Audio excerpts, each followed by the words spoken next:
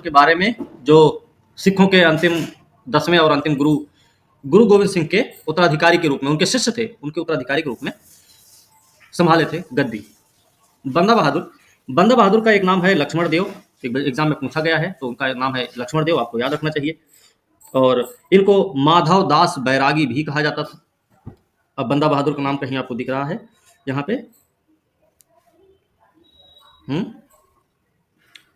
नाम है, इनको माधव दास बैरागी भी बोलते हैं, माधव दास बैरागी भी बोलते हैं, ये भी याद रखने की जरूरत है। इनका एक नाम ये भी है। ये गुरु गोविंद सिंह से नांदेड़ में जाकर उनकी शिष्यता ग्रहण किए थे, ठीक है। और शिष्यता ग्रहण करने के बाद इनको नाम दिया गया बंदा बहादुर, ठीक है, याद रखना इसको। गुरु गोविंद सिंह ने क्या किया, उन्होंने इन्हें सिखों का नेतृत्व दिया और पंजाब भेज दिया, जहां पर इनका नाम रखा गया, एक और नाम है गुरु बख्श सिंह नाम है इनका।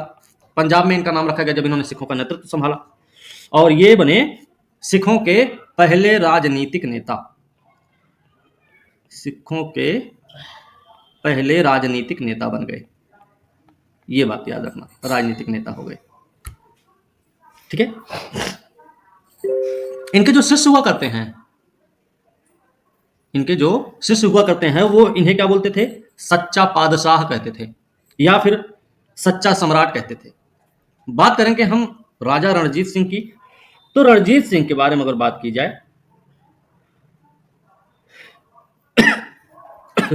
राजा रणजीत सिंह के अधीन पंजाब की बात हो रही है, तो आपको यह पता होना चाहिए कि जो रणजीत सिंह थे, ये एक प्रशासनिक परिषद के नियंत्रण में शासन किया था 1792 से लेकर 1797 के बीच में, प्रशासनिक परिषद के नियंत्रण में, ठीक है। इस परिषद में कौन है, तो कुछ के नाम है, प्रशासनिक परिषद का नाम लिख लेना, इसी पे लिख रहे हैं, ठीक है। प्रशासनिक परिषद के नियंत्रण में इसमें कौन कौन शामिल थे, एक मां है जिनका नाम है राजकौर नाम लिख लेना, राजकौर नाम है। इनके अलावा एक सास जिनका नाम है सदाकौर नाम है, ये भी नाम नोट कर लेना भाई। इसके अलावा एक दीवान है लखपत राय।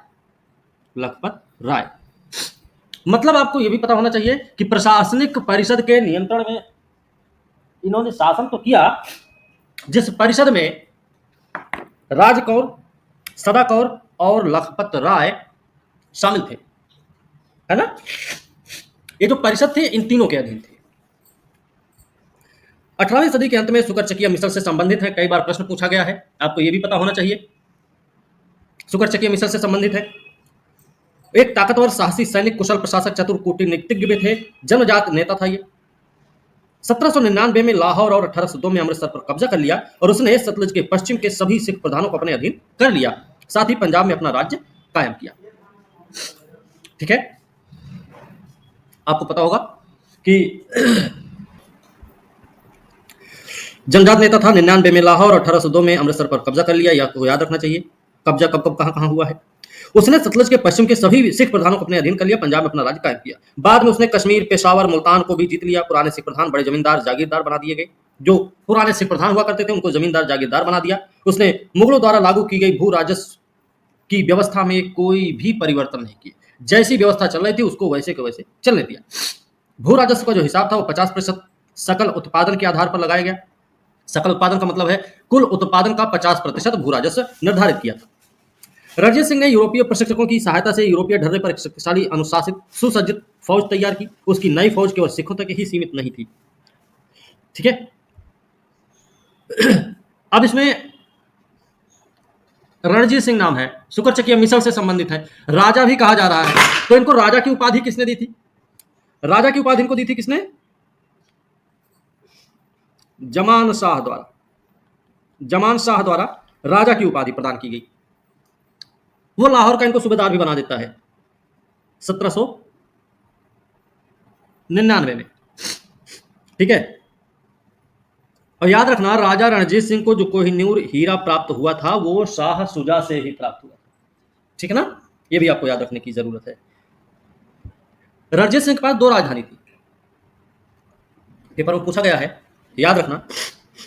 एक तो राजनैतिक राजधानी, इसकी राजनैतिक राजधानी क्या थी भाई, और एक धार्मिक राजधानी थी, धार्मिक राजधानी। राजनैतिक राजधानी है लाहौर, लिख लो, और धार्मिक राजधानी है अमृतसर। ठीक है भाई, समझ में आ रहा है? यस ध्यान रखिएगा थोड़ा सा। ओके, चलिए। रणजीत सिंह ने यूरोपीय परिस्थिति, ठीक है, उसने गोरखों, बिहारियों, उड़ियों, पठान, डोगरा, पंजाबी मुसलमानों को भी अपनी फौज में भर्ती किया, इसने सबको भर्ती किया अपनी फौज में, किसी को नहीं छोड़ा। उसने लाहौर में तोप बनाने का आधुनिक कारखाने खोले, ये प्रश्न पूछा गया आपसे। तोप बनाने का कारखाना खोला लाहौर में राजा रणजीत सिंह ने, और उसने मुसलमान तोपचियों को काम पर लगा दिया। कहा जाता है कि उसकी फौज एशिया की दूसरी सबसे अच्छी फौज थी। पहला स्थान अंग्रेज ईस्ट इंडिया कंपनी की फौज का था। एशिया में उस समय दो फौजें ताकतवर थी, एक तो ईस्ट इंडिया कंपनी की और दूसरी होती थी रणजीत सिंह की। रणजीत सिंह बखूबी अपने मंत्रियों अफसरों का चुनाव करता था। उसका दरबार श्रेष्ठ व्यक्तियों से भरा हुआ था, धर्म के मामले में सहनशील और उदारवादी भी था। धर्म के मामले में, धार्मिक मामले में सहनशील उदारवादी व्यक्ति था। न केवल सिख बल्कि मुसलमान, हिंदू संतों को भी वह सम्मान, आदर, संरक्षण देता था। धर्मप्राण सिख होते हुए भी ये कहा जाता है कि अपने सिंहासन से उतरकर मुसलमान फकीरों के पैरों की धूल अपनी दाढ़ी, लंबी सफेद दाढ़ी से झाड़ता था। इतना उदार था। उसने अनेक महत्वपूर्ण मंत्री, सेनापति मुसलमान और हिंदू थे। उसका सबसे प्रमुख और विश्वास पात्र मंत्री फकीर अजीज उद्दीन था। यह आपको पता होना चाहिए, हो सकता है आपसे पूछ लिया जाए। उसका वित्त मंत्री दीवान दीनानाथ थे। दीवान कौन है? दीनानाथ वित्त मंत्री। किसी भी दृष्टि से रणजीत सिंह द्वारा शासित पंजाब एक सिख राज्य नहीं था।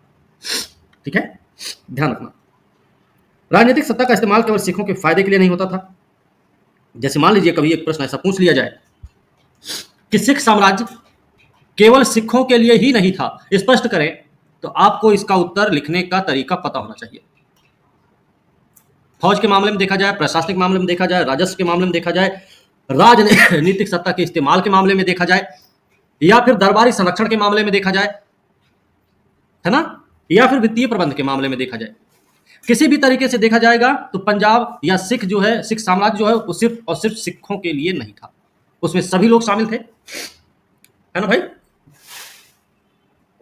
इन्हीं तरीकों से आप अपने उत्तर को स्पष्ट कर सकते हैं। वस्तुतः रणजीत सिंह के अधीन राज्य के रूप में पंजाब का ढांचा 18वीं शताब्दी के अन्य भारतीय राज्यों की तरह ही था। जब 1809 में अंग्रेजों ने रणजीत सिंह को सतलज पार करने से मना कर दिया और नदी के पूर्व के सिख राज्यों को अपने संरक्षण में ले लिया।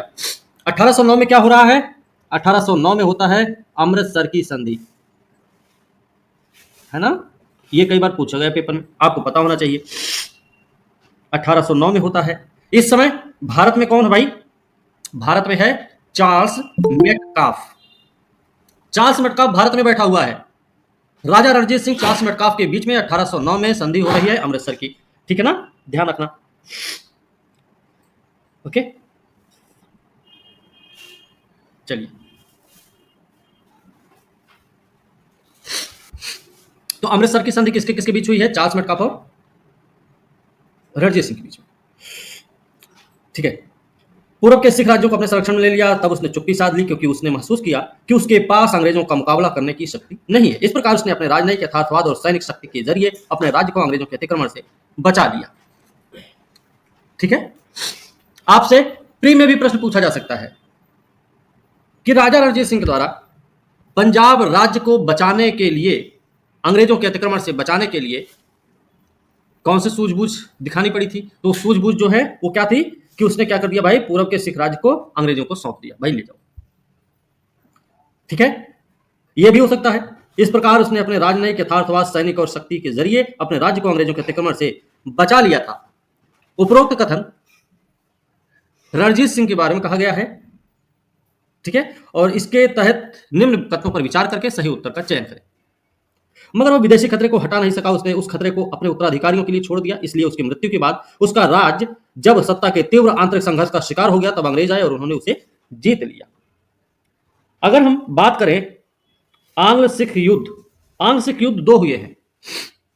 एक को बोलते हैं प्रथम आंग्ल सिख युद्ध कब हुआ है? प्रथम आंग्ल सिख युद्ध कब हुआ भाई? 1845-46। 1845-46। ठीक है। इसमें जो ब्रिटिश गवर्नर है वो कौन है? ब्रिटिश गवर्नर का नाम है Lord Hardinge. Very good, Lord Hardinge है। क्या हुआ इसमें? इसमें भैया लाहौर की संधि हुई थी। लाहौर की संधि से मामला सुलझ गया था। फिर दूसरा भी हुआ। दूसरा कब हुआ ये पता हो? तो ये हुआ है 1848-49 में। इस समय कौन है भारत में? लॉर्ड डलहौजी। डलहौजी है। इसमें क्या हुआ था? कौन सी संधि इसमें हुई होगी? इसमें भी लाहौर की संधि हुई है, ठीक है ना? संधियों में कई सारी शर्तें रखी गई थी, ठीक है। अब उन संधियों की अगर बात करेंगे तो उसमें आप देख सकते हैं, जैसे प्रथम आंग्ल जब सिख युद्ध हुआ था तो उसमें तो जो लाहौर की संधि हुई, लाहौर की संधि के तहत पहले वाले में लाहौर में एक रेजिडेंस की नियुक्ति होती है जिसका नाम क्या है? नाम है हेनरी लॉरेंस। यही बात हुई थी। इसी समय में, इसी के 46 में हुई है ये संधि लाहौर वाली।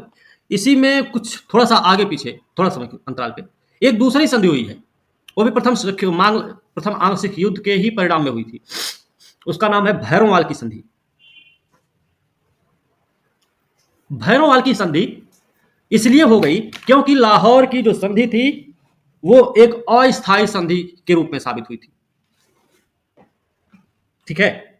अस्थायी संधि के रूप में साबित हुई, इसलिए भैरोवाल की संधि करनी पड़ी। और भैरोवाल की संधि, आपने एक नाम सुना होगा, नाम है राजमाता जिंदा, झिंदन जिसको बोलते हैं, झिंदन कौर, ठीक है। इस समय भी हेनरी लॉरेंस ही है, क्योंकि यहां पे बताया नहीं था क्या? हेनरी लॉरेंस जो इस समय लाहौर का रेजिडेंट है, ब्रिटिश रेजिडेंट है, उसने राजमाता पर आरोप लगाया कश्मीर में, किसका? कश्मीर में विद्रोह को लेकर। कश्मीर विद्रोह को लेकर उसने राजमाता पर आरोप लगाया और उस आरोप के बदले में भैरोवाल की संधि होती है 1846 में। और इसमें बोला जाता है कि पंजाब पर पूर्ण आधिपत्य अंग्रेजों का होना चाहिए, ठीक है। जो रही सही कसर थी वह पूरी होगी द्वितीय आंग्ल सिख युद्ध में 1848 और 49 में। इस समय जो द्वितीय आंग्ल सिख युद्ध का मूल कारण माना जाता है, जिसको हम तत्कालिक कारण बोल सकते हैं, उसमें एक मुल्तान का सूबेदार है जिसका नाम है मूलराम। उसके विद्रोह को इसका तत्कालीन कारण माना जाता है। गवर्नर कौन थे? हमने बताया है, लॉर्ड डलहौजी थे। संधि हुई थी लाहौर की। लेकिन याद रखना, गवर्नर से काम नहीं चलेगा, यहां पे सेनापतियों के बारे में भी पता होना चाहिए। तो इस समय ब्रिटिश सेनापति दो थे। कौन कौन थे? एक तो है लॉर्ड गफ और दूसरा है चार्ल्स नेपियर। लॉर्ड गफ और चार्ल्स नेपियर, ओके। ये दो सेनापति द्वितीय आंग्ल सिख युद्ध में, इसमें कई युद्ध लड़े गए द्वितीय आंग्ल सिख युद्ध में। इसी में एक युद्ध का नाम सुना होगा आपने, चिलियांवाला का युद्ध। चिलियांवाला का युद्ध ये हुआ। ये कब हुआ है? ये पहले हुआ है, याद रखना। ये हुआ जनवरी में 1849 का समय है। एक दूसरा युद्ध होता है गुजरात का युद्ध। गुजरात का युद्ध ये भी 1849 में ही है। अंतर यह है कि ये जनवरी में था और ये फरवरी में था, यही अंतर है, ठीक है ना। और याद रखना, अंत में चार्ल्स नेपियर के नेतृत्व में पंजाब राज्य को अंग्रेजी राज्य में मिला लिया गया। और ध्यान यह भी रखना, जो गुजरात का युद्ध है उसको तोपों का युद्ध भी बोलते हैं, ठीक है। इसी समय एक बात और आती है सामने आप लोगों के, इसमें इन्होंने बताया नहीं उतने अच्छे से। पंजाब का शासन चलाने के लिए ना एक परिषद बनाई गई थी। पंजाब का शासन चलाने के लिए जो परिषद बनाई गई थी उसमें 3 सदस्य थे। कौन कौन है 3 सदस्य? उनका नाम पता होना चाहिए।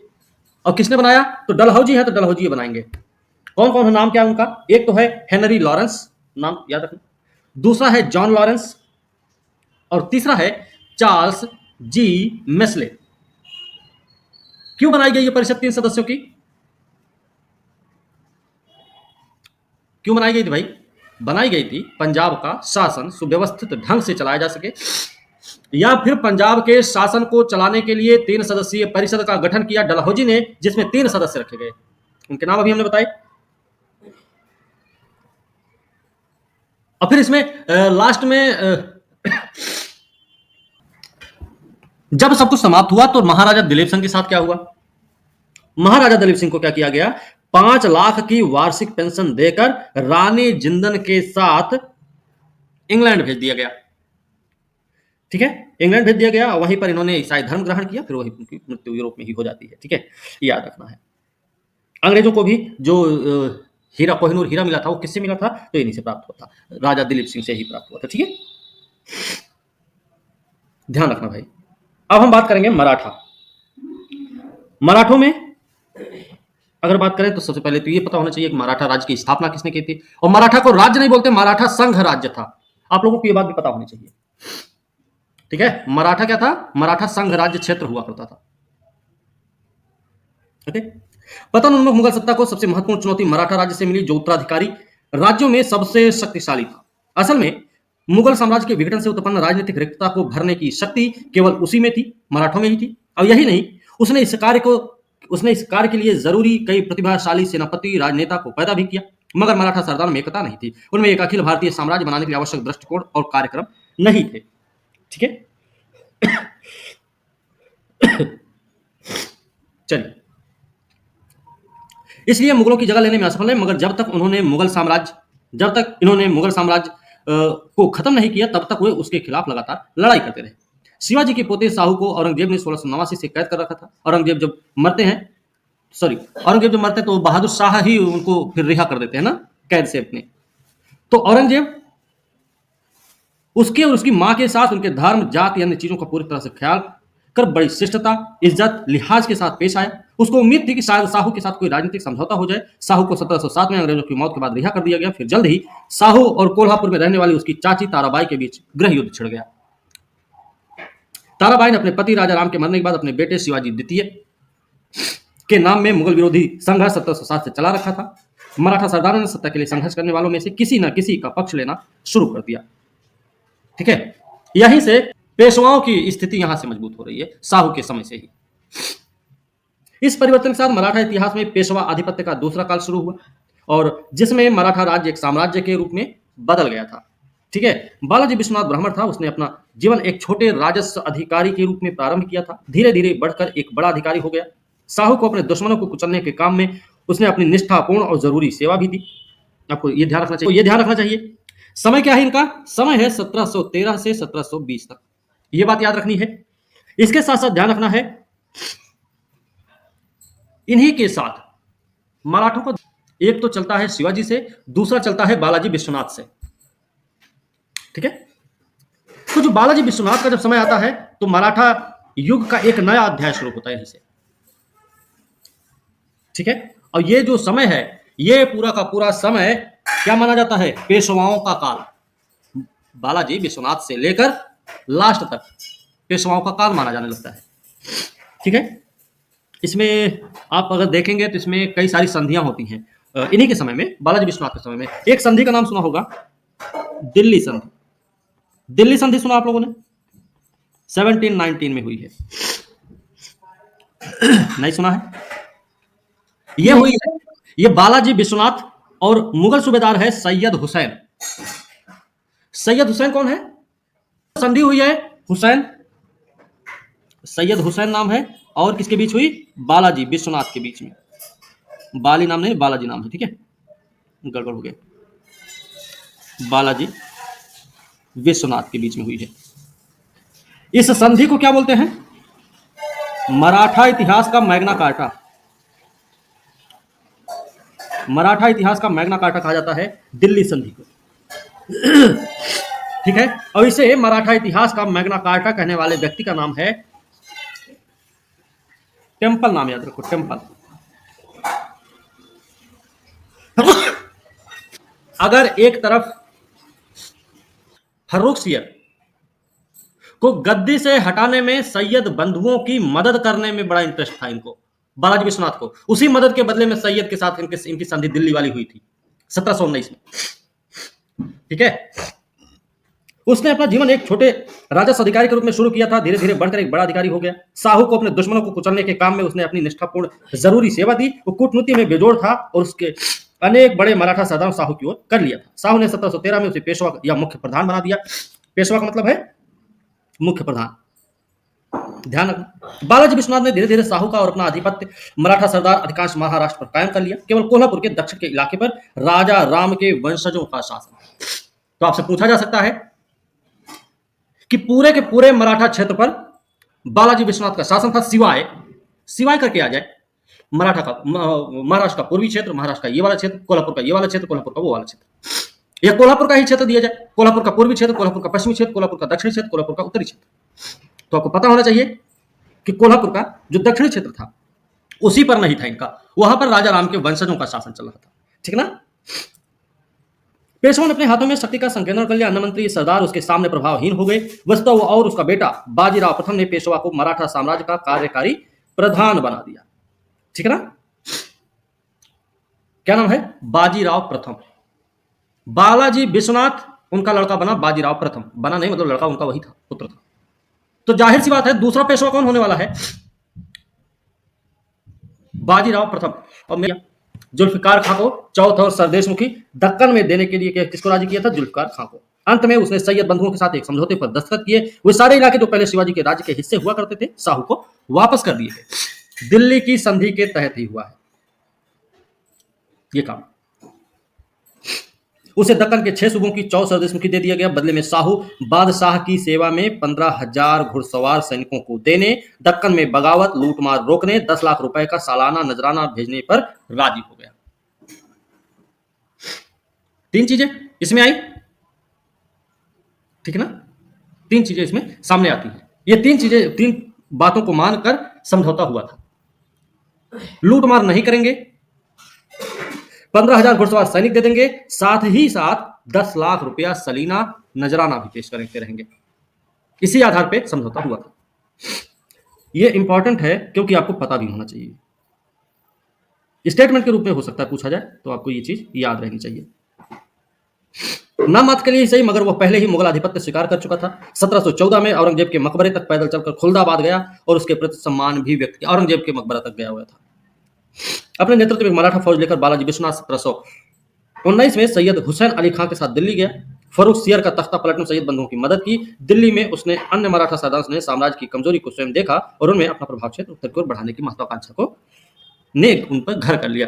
मतलब महत्वाकांक्षा उनकी ही चली। दक्कन में 14 सरदेशमुखी की कुशल वसूली के लिए बालाजी विश्वनाथ ने मराठा सरदारों को अलग अलग इलाके सौंप दिए। ठीक है। मराठा सरदार वसूल की गई रकम का अधिकांश अपने खर्च के लिए रख लेते थे और 14 सरदेशमुखी सौंपने की प्रथा ने भी पेशवा को संरक्षण के जरिए अपनी व्यक्तिगत शक्ति बढ़ाने में सहायता दी थी। कई बार ऐसा प्रश्न हो सकता है आपसे पूछा जाए, पेशवाओं के प्रभाव में वृद्धि हुई, उसके मूल कारण क्या रहे? तो मूल कारण में एक तो चौथा सरदेशमुखी की वसूली ही आ गई। दूसरा, आप अगर देखेंगे ना, दूसरे जो राज्य हुआ करते थे उनके आंतरिक मामलों में हस्तक्षेप ने भी क्या किया? पेशवाओं के महत्व को बढ़ा दिया था। इसके साथ साथ इनकी जो कूटनीतिक प्रवृत्ति थी, सैन्य कुशलता थी, उसने भी इनके महत्व को बढ़ाने में मदद किया है। ठीक है ना। बड़ी संख्या में महत्वाकांक्षी सरदारों ने उसके इर्द गिर्द जमा होना आरंभ कर दिया। आगे चलकर यही मराठा साम्राज्य की कमजोरी का मुख्य स्रोत बन गया। आप इंदौर का होलकर, गायकवाड़ का नाम सुना होगा, सिंधिया का नाम सुना होगा। जी सर। ये सब कौन है? ये सब मराठा संघ को चलाने वाले लोग हैं और ये सब लोग इकट्ठा हो रहे हैं बालाजी विश्वनाथ के समय में। आप मराठा अंग्रेज और मराठा संघर्ष जब देखेंगे ना, तो उसमें आपको ये प्रश्न हमने पूछा भी है, मराठा साम्राज्य के उदय के कारण ही उसके पतन के कारण बन गए, स्पष्ट कीजिए। ऐसे उसमें प्रश्न पूछे गए। वो वीडियो जरूर आप लोग देखिएगा और कोशिश करिएगा उन वीडियोस को देखने के बाद आप लोग उनसे जरूर प्रश्न लिखिएगा, एक बहुत फायदा मिलेगा वहां से।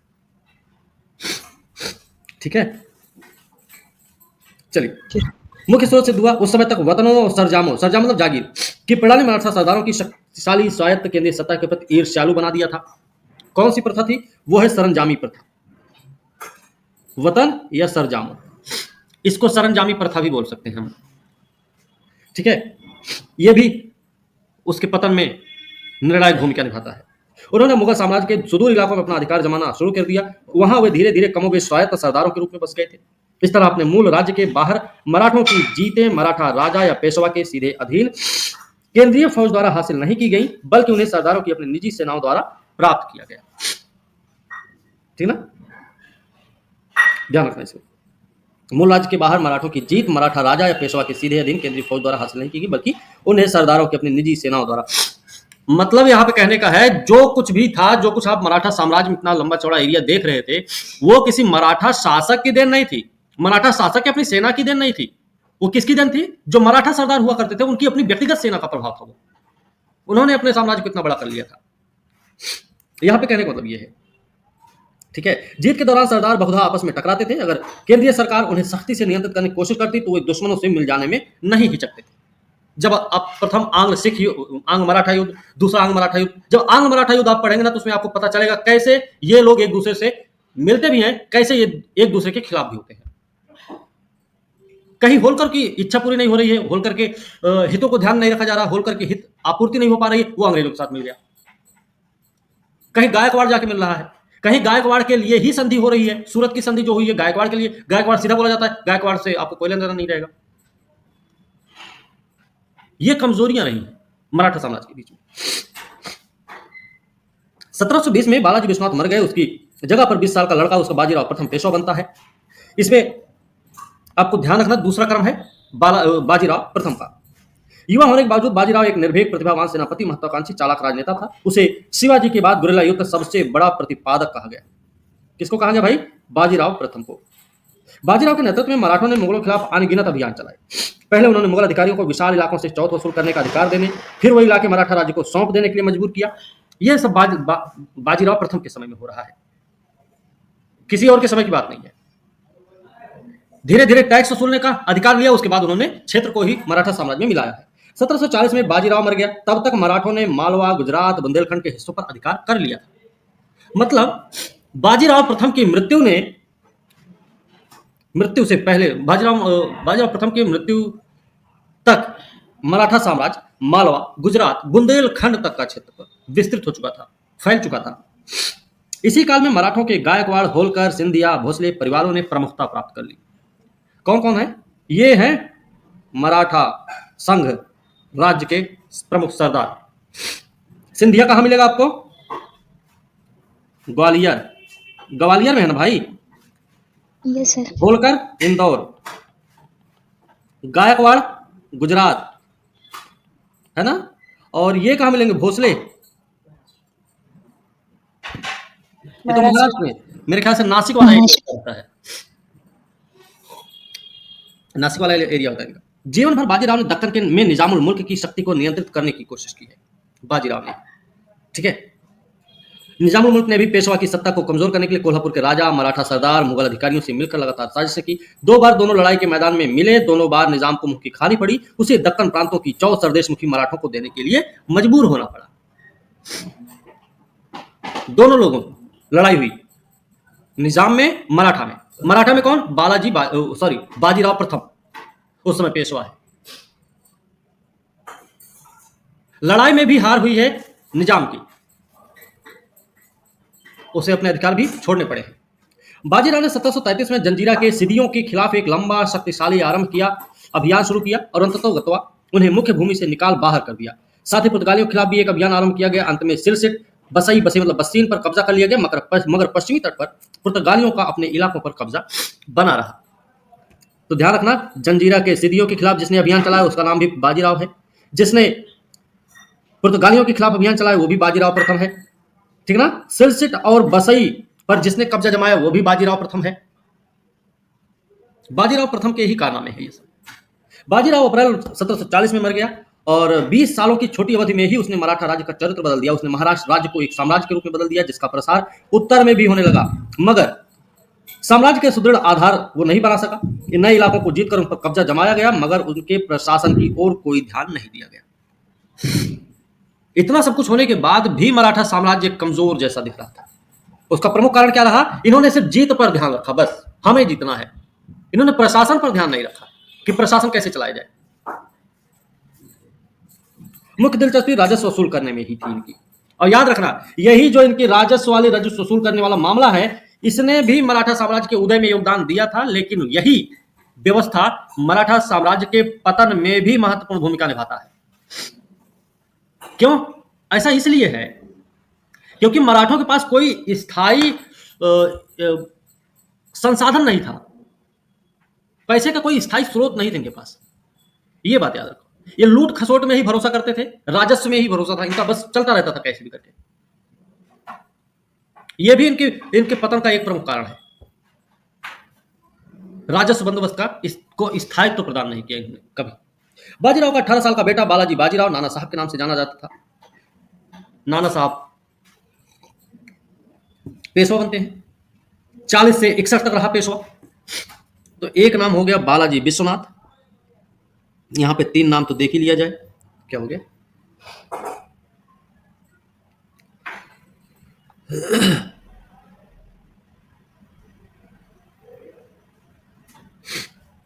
है यहीं पे था ना, 3 नाम नोट कर लिए जाए अभी। बालाजी विश्वनाथ, इनके बाद बाजीराव प्रथम, बाजीराव प्रथम, नाना साहब है। नाना साहब। नाना साहब को क्या बोलते हैं, बालाजी बाजीराव, बालाजी बाजीराव, ठीक है। ये 3 पेशवा तो लगातार हो गए आपके, इनका क्रम तो नहीं भूलेंगे आप। 13 से 20, 13 से 20, 20 से 40, है ना। और ये कब से कब तक है, 1740 से 1761, है ना। पुत्र हैं। और हमने कल 3 पेशवाओं का काल भी देखा है। 3 पेशवा कौन कौन से, पहला पेशवा रहा भैया बालाजी विश्वनाथ, जिसका समय कब से कब तक का है, 1713 से 1720 तक का। और दूसरा है बाजीराव प्रथम, जिसका समय है 1720 से 1740 का। तीसरा है नाना साहब, जिसको बालाजी बाजीराव कहते हैं, इसका समय है 1740 से 1761 के बीच में। 1761 को याद कर रहे हैं, 1761 तक का समय है, मतलब यह है जब पानीपत का तीसरा युद्ध हुआ था, उस समय पेशवा था कौन, बालाजी बाजीराव, है ना। उन्हीं के शासनकाल में तीसरा पानीपत का युद्ध लड़ा गया, जिसमें मराठा सेना पराजित हुई थी। मराठा सेना का नेतृत्व कौन कर रहा था, तो ये बात हमको बहुत अच्छे से पता होनी चाहिए। सदाशिवराव भाऊ नाम था उनका, जो कि एक लड़का था अभी 16-17 साल का, एक बच्चा टाइप का था, वो नेतृत्व दे रहा था, ठीक है। बात करते हैं यहां से, बाजीराव ने 1723 में जंजीरा के सिदियों, ये प्रश्न पूछा भी गया है, जंजीरा के सिदियों के खिलाफ एक लंबा शक्तिशाली अभियान शुरू किया था, ठीक है। ये हम पढ़ भी चुके हैं पहले से। बाजीराव अप्रैल 1740 में मर गया। 20 सालों की छोटी अवधि में ही उसने मराठा राज्य का चरित्र बदल दिया। बाजीराव ने 20 साल का समय रहा इसके सामने, और इसने उतने में ही मराठा का चरित्र बदल दिया था। महाराष्ट्र राज्य को एक साम्राज्य के रूप में बदल दिया। आपको ध्यान रखना चाहिए बाजीराव के बारे में कि बाजीराव की मृत्यु 20 साल, बाजीराव का शासनकाल तो 20 सालों तक ही रहा है, लेकिन इसकी प्रमुख उपलब्धि क्या रही भाई, इसने महाराष्ट्र राज्य को एक साम्राज्य के रूप में बदल दिया। उसका प्रसार उत्तर में भी होने लगा था, मगर वह साम्राज्य के सुदृढ़ आधार नहीं बना सका। तो सुदृढ़ आधार कोई नहीं बना सका उसने। नए इलाकों को जीतकर उन पर कब्जा भी नहीं जमाया, कब्जा अगर जमाया गया था, लेकिन उन पर प्रशासन की ओर कोई ध्यान नहीं दिया गया। हमने कल ही बताया था, जितना इंपॉर्टेंट जितना है वो तो उससे कहीं ज्यादा इंपॉर्टेंट है उस पर नियंत्रण स्थापित रखना। मराठों में यह समस्या थी, वो जीतते चले गए, उन पर कोई प्रशासन का ध्यान ही नहीं गया, सिर्फ जीत रहे थे। इसके साथ साथ उन्होंने कभी भी राजस्व का एक विशेष मतलब एक बोले स्थिर स्रोत नहीं खोजा, जिससे उनके राजकाज में, राजकोष में पैसे की आमदनी होती रहे बराबर से, उसका उन्होंने एक स्थिर स्रोत नहीं देखा, जिसके कारण बाद में मराठा साम्राज्य का विघटन होता, मराठा साम्राज्य का पतन हो जाता है। बाजीराव का 18 साल का बेटा बालाजी बाजीराव नाना साहब के नाम से पेशवा बनता है। 40-61 तक रहता है। अपने पिता की तरह वो भी काबिल था, वो उद्यमी, कम उद्यमी था। याद रखना, राजा साहू 1849 में मर गए। उसने अपनी वसीयत के जरिए सारा राजकाज पेशवा के हाथ में छोड़ दिया। अब यहां से बनेगा पेशवा मुख्य राजा, ठीक है। राजा साहू की मृत्यु के बाद पेशवा ही के हाथ में ही सब कुछ आ जाता है। पेशवा का होता तब तक वंशागत बन गया था। पेशवा ही राज्य का असली शासक हो गया था। अब वह प्रशासन का अधिकृत प्रधान हो गया। इस तथ्य के प्रतीक के रूप में वह अपनी सरकार को अपने मुख्यालय पुणे ले गया। कौन ले गया, पेशवा। अब यह सवाल एक पूछा जा सकता है कि मराठा साम्राज्य की राजधानी या मराठा साम्राज्य का मुख्यालय पुणे किस पेशवा के शासनकाल में स्थापित हुआ था, तो उसका नाम आता है बालाजी बाजीराव, या फिर नाम आता है नाना साहब का। कौन है ये, तीसरे नंबर का पेशवा है, ये वाला ना पेशवा, तीसरे नंबर वाला। तो ये बात भी हमको ध्यान रखनी भाई। बाजीराव ने अपने पिता का अनुसरण किया, साम्राज्य को विभिन्न दिशाओं में बढ़ाया, मराठा शक्ति को उसके उत्कर्ष पर पहुंचाया। मराठों ने सारे भारत को रौंद दिया। मालवा, गुजरात, बुंदेलखंड पर मराठों का अधिकार मजबूत हो गया। बालाजी बाजीराव भी किसी से कम नहीं था। बालाजी विश्वनाथ का ही वंशज है ना, ध्यान रखना। बाजीराव प्रथम का पुत्र है, तो ताकतवर है, थोड़ा उद्यमी कम है, फिर भी वो साम्राज्य को बढ़ाने में महत्वपूर्ण भूमिका निभाएगा। उसके समय में उसने क्या किया था भाई, उसने मालवा, गुजरात, बुंदेलखंड पर अधिकार जमा लिया। बंगाल पर बार बार हमला हुआ। 51 में बंगाल के नवाब को मजबूर होकर उड़ीसा मराठों को देना पड़ा। कब देना पड़ा? 1751 में। याद रखना है, 1751 में बंगाल के नवाब को मजबूर होना पड़ा और उन्होंने उड़ीसा को क्या किया? मराठों को सौंप दिया। कब दिया? 1751 में। जाहिर सी बात है, ये कब लड़ी गई थी लड़ाई? 1757 में, प्लासी का युद्ध। 1751 में कौन रहा होगा शासक यहाँ का? हो सकता है अलीवर्दी खां, है ना, अलीवर्दी खां। उसके समय में उड़ीसा प्राप्त हुई थी मराठों को। पेशवा कौन था फिर? बालाजी बाजीराव, नाना साहब। तो यह पता हुआ कि नाना साहब या बालाजी बाजीराव के समय में मराठों को बंगाल से, मतलब आक्रमण से बचने के लिए या खुद को आक्रमण से बचाने के लिए बंगाल ने क्या किया? उड़ीसा का क्षेत्र मराठों को सौंप दिया। दक्षिण में मैसूर राज्य अन्य छोटे रजवाड़ों को नजराना देने के लिए विवश होना पड़ा। मैसूर भी नजराना देने के लिए तैयार हो गया, भैया ठीक है नजराना मिलेगा। निजाम हैदराबाद को 1760 में उदगिर में हरा दिया गया। उदगिर में 1760 में हराया गया, आपको ध्यान रखना है। तो 1760 उदगिर का युद्ध हुआ, उसमें कौन पराजित हुआ? निजाम, हैदराबाद का निजाम हारा है। और इस समय पेशवा कौन है? तो बालाजी बाजीराव है, नाना साहब है, क्योंकि अभी 1 साल इनके पास समय है। साथ ही साथ क्या किया? हराने के बाद 62 लाख रुपयों के वार्षिक राजस्व वाला विशाल क्षेत्र को मराठों को सौंपना भी पड़ा। निजाम ने, देखिए कितना लंबा चौड़ा एरिया इन्होंने कवर किया है। उड़ीसा भी प्राप्त किए हैं, उधर बुंदेलखंड, मालवा, गुजरात पर अधिकार कर लिया बालाजी बाजीराव ने। साथ ही साथ उन्होंने मैसूर से भी नजराना इकट्ठा किया। हैदराबाद के निजाम को पराजित किया ही नहीं, बल्कि उनसे 62 लाख वाले जो राजस्व का क्षेत्र हुआ करता था उसको भी बालाजी बाजीराव ने प्राप्त किया है, जो कि मराठा साम्राज्य के विकास में महत्वपूर्ण भूमिका निभाएगा। फिर राजस्व आएगा 62 लाख रुपए, मजाक है क्या? उत्तर में जल्द ही मराठे मुगल सत्ता की असल ताकत बन गए थे। मराठे अब मुगल सत्ता को संभालने लग गए थे भाई। गंगा के दोआब राजपुताने के से होकर वे दिल्ली पहुंचे, जहां 1752 में उन्होंने इमादुल मुल्क को वजीर बनने में मदद की। अभी देखिए 1752 की बात है, इमादुल मुल्क बन रहा है वजीर। किसका वजीर बन रहा भाई? मुगल सत्ता का। मुगल सत्ता का वजीर जब बन रहा है इमादुल मुल्क, उस समय मराठा पेशवा कौन है? तो मराठा पेशवा का नाम है बालाजी बाजीराव, है ना, ध्यान रखना, क्योंकि 1761 तक का समय है इसका। इमादुल मुल्क को वजीर बनने में मदद किया। कई सारी चीजें अभी हमने देख ली हैं बालाजी बाजीराव से संबंधित। पूछा जा सकता है, मान लीजिए पूछ ही लिया जाए, ऐसा तो नहीं है कि यही वाला प्रश्न पूछा जाएगा, लेकिन मान लीजिए पूछ लिया गया कि बालाजी बाजीराव या फिर नाना साहब के बारे में निम्न कथनों पर विचार करके सही उत्तर का चयन करें। पहला स्टेटमेंट दे दिया जाए, इसने मैसूर और अन्य छोटे छोटे राज्यों को नजराना देने के लिए विवश कर दिया। दूसरा स्टेटमेंट, इसने गुजरात, बुंदेलखंड, मालवा पर अधिकार स्थापित किया, आधिपत्य स्थापित किया। तीसरा स्टेटमेंट, निजाम को हराकर 62 लाख रुपए वार्षिक राजस्व वाले क्षेत्र को मराठा साम्राज्य ने प्राप्त किया। चौथा स्टेटमेंट, इसने दिल्ली पहुंचकर इमादुल मुल्क को मुगल सत्ता का वजीर बनने में मदद की। तो 4 के 4 स्टेटमेंट अगर आपके सामने आते हैं तो जाहिर सी बात है 4 के 4 स्टेटमेंट आपके सही होने चाहिए। बात समझे? अभी आप लोग कैसे नोट करेंगे, कैसे लिखेंगे, नोट्स कैसे बनाएंगे? हम ये नहीं कहते कि आप अब इतनी स्पीड में बोलेंगे तो आप लोग नोट ही कर लोगे, क्योंकि सब इंसान है, मशीन तो है नहीं कोई। तो कम से कम इतना हो जाए कि आप लोग वीडियो सुन के अगर नोट डाउन कर लोगे तो और मजा आ जाएगा, फायदा आप ही का है। बात समझ रहे हैं ना? तो Yes, थोड़ा sir. सा कोशिश किया करिए आप लोग। जरूरी है, जिनके पास अभी लंबा समय है, 1-2 साल का समय, वो तो बहुत आराम से करें, 2 बार 4 बार देख लो। और जिनके पास ज्यादा समय नहीं, भैया एक ही बार देख के निपटाओ उसको, ठीक है? चलिए, तो ये याद रखना इस तरीके से।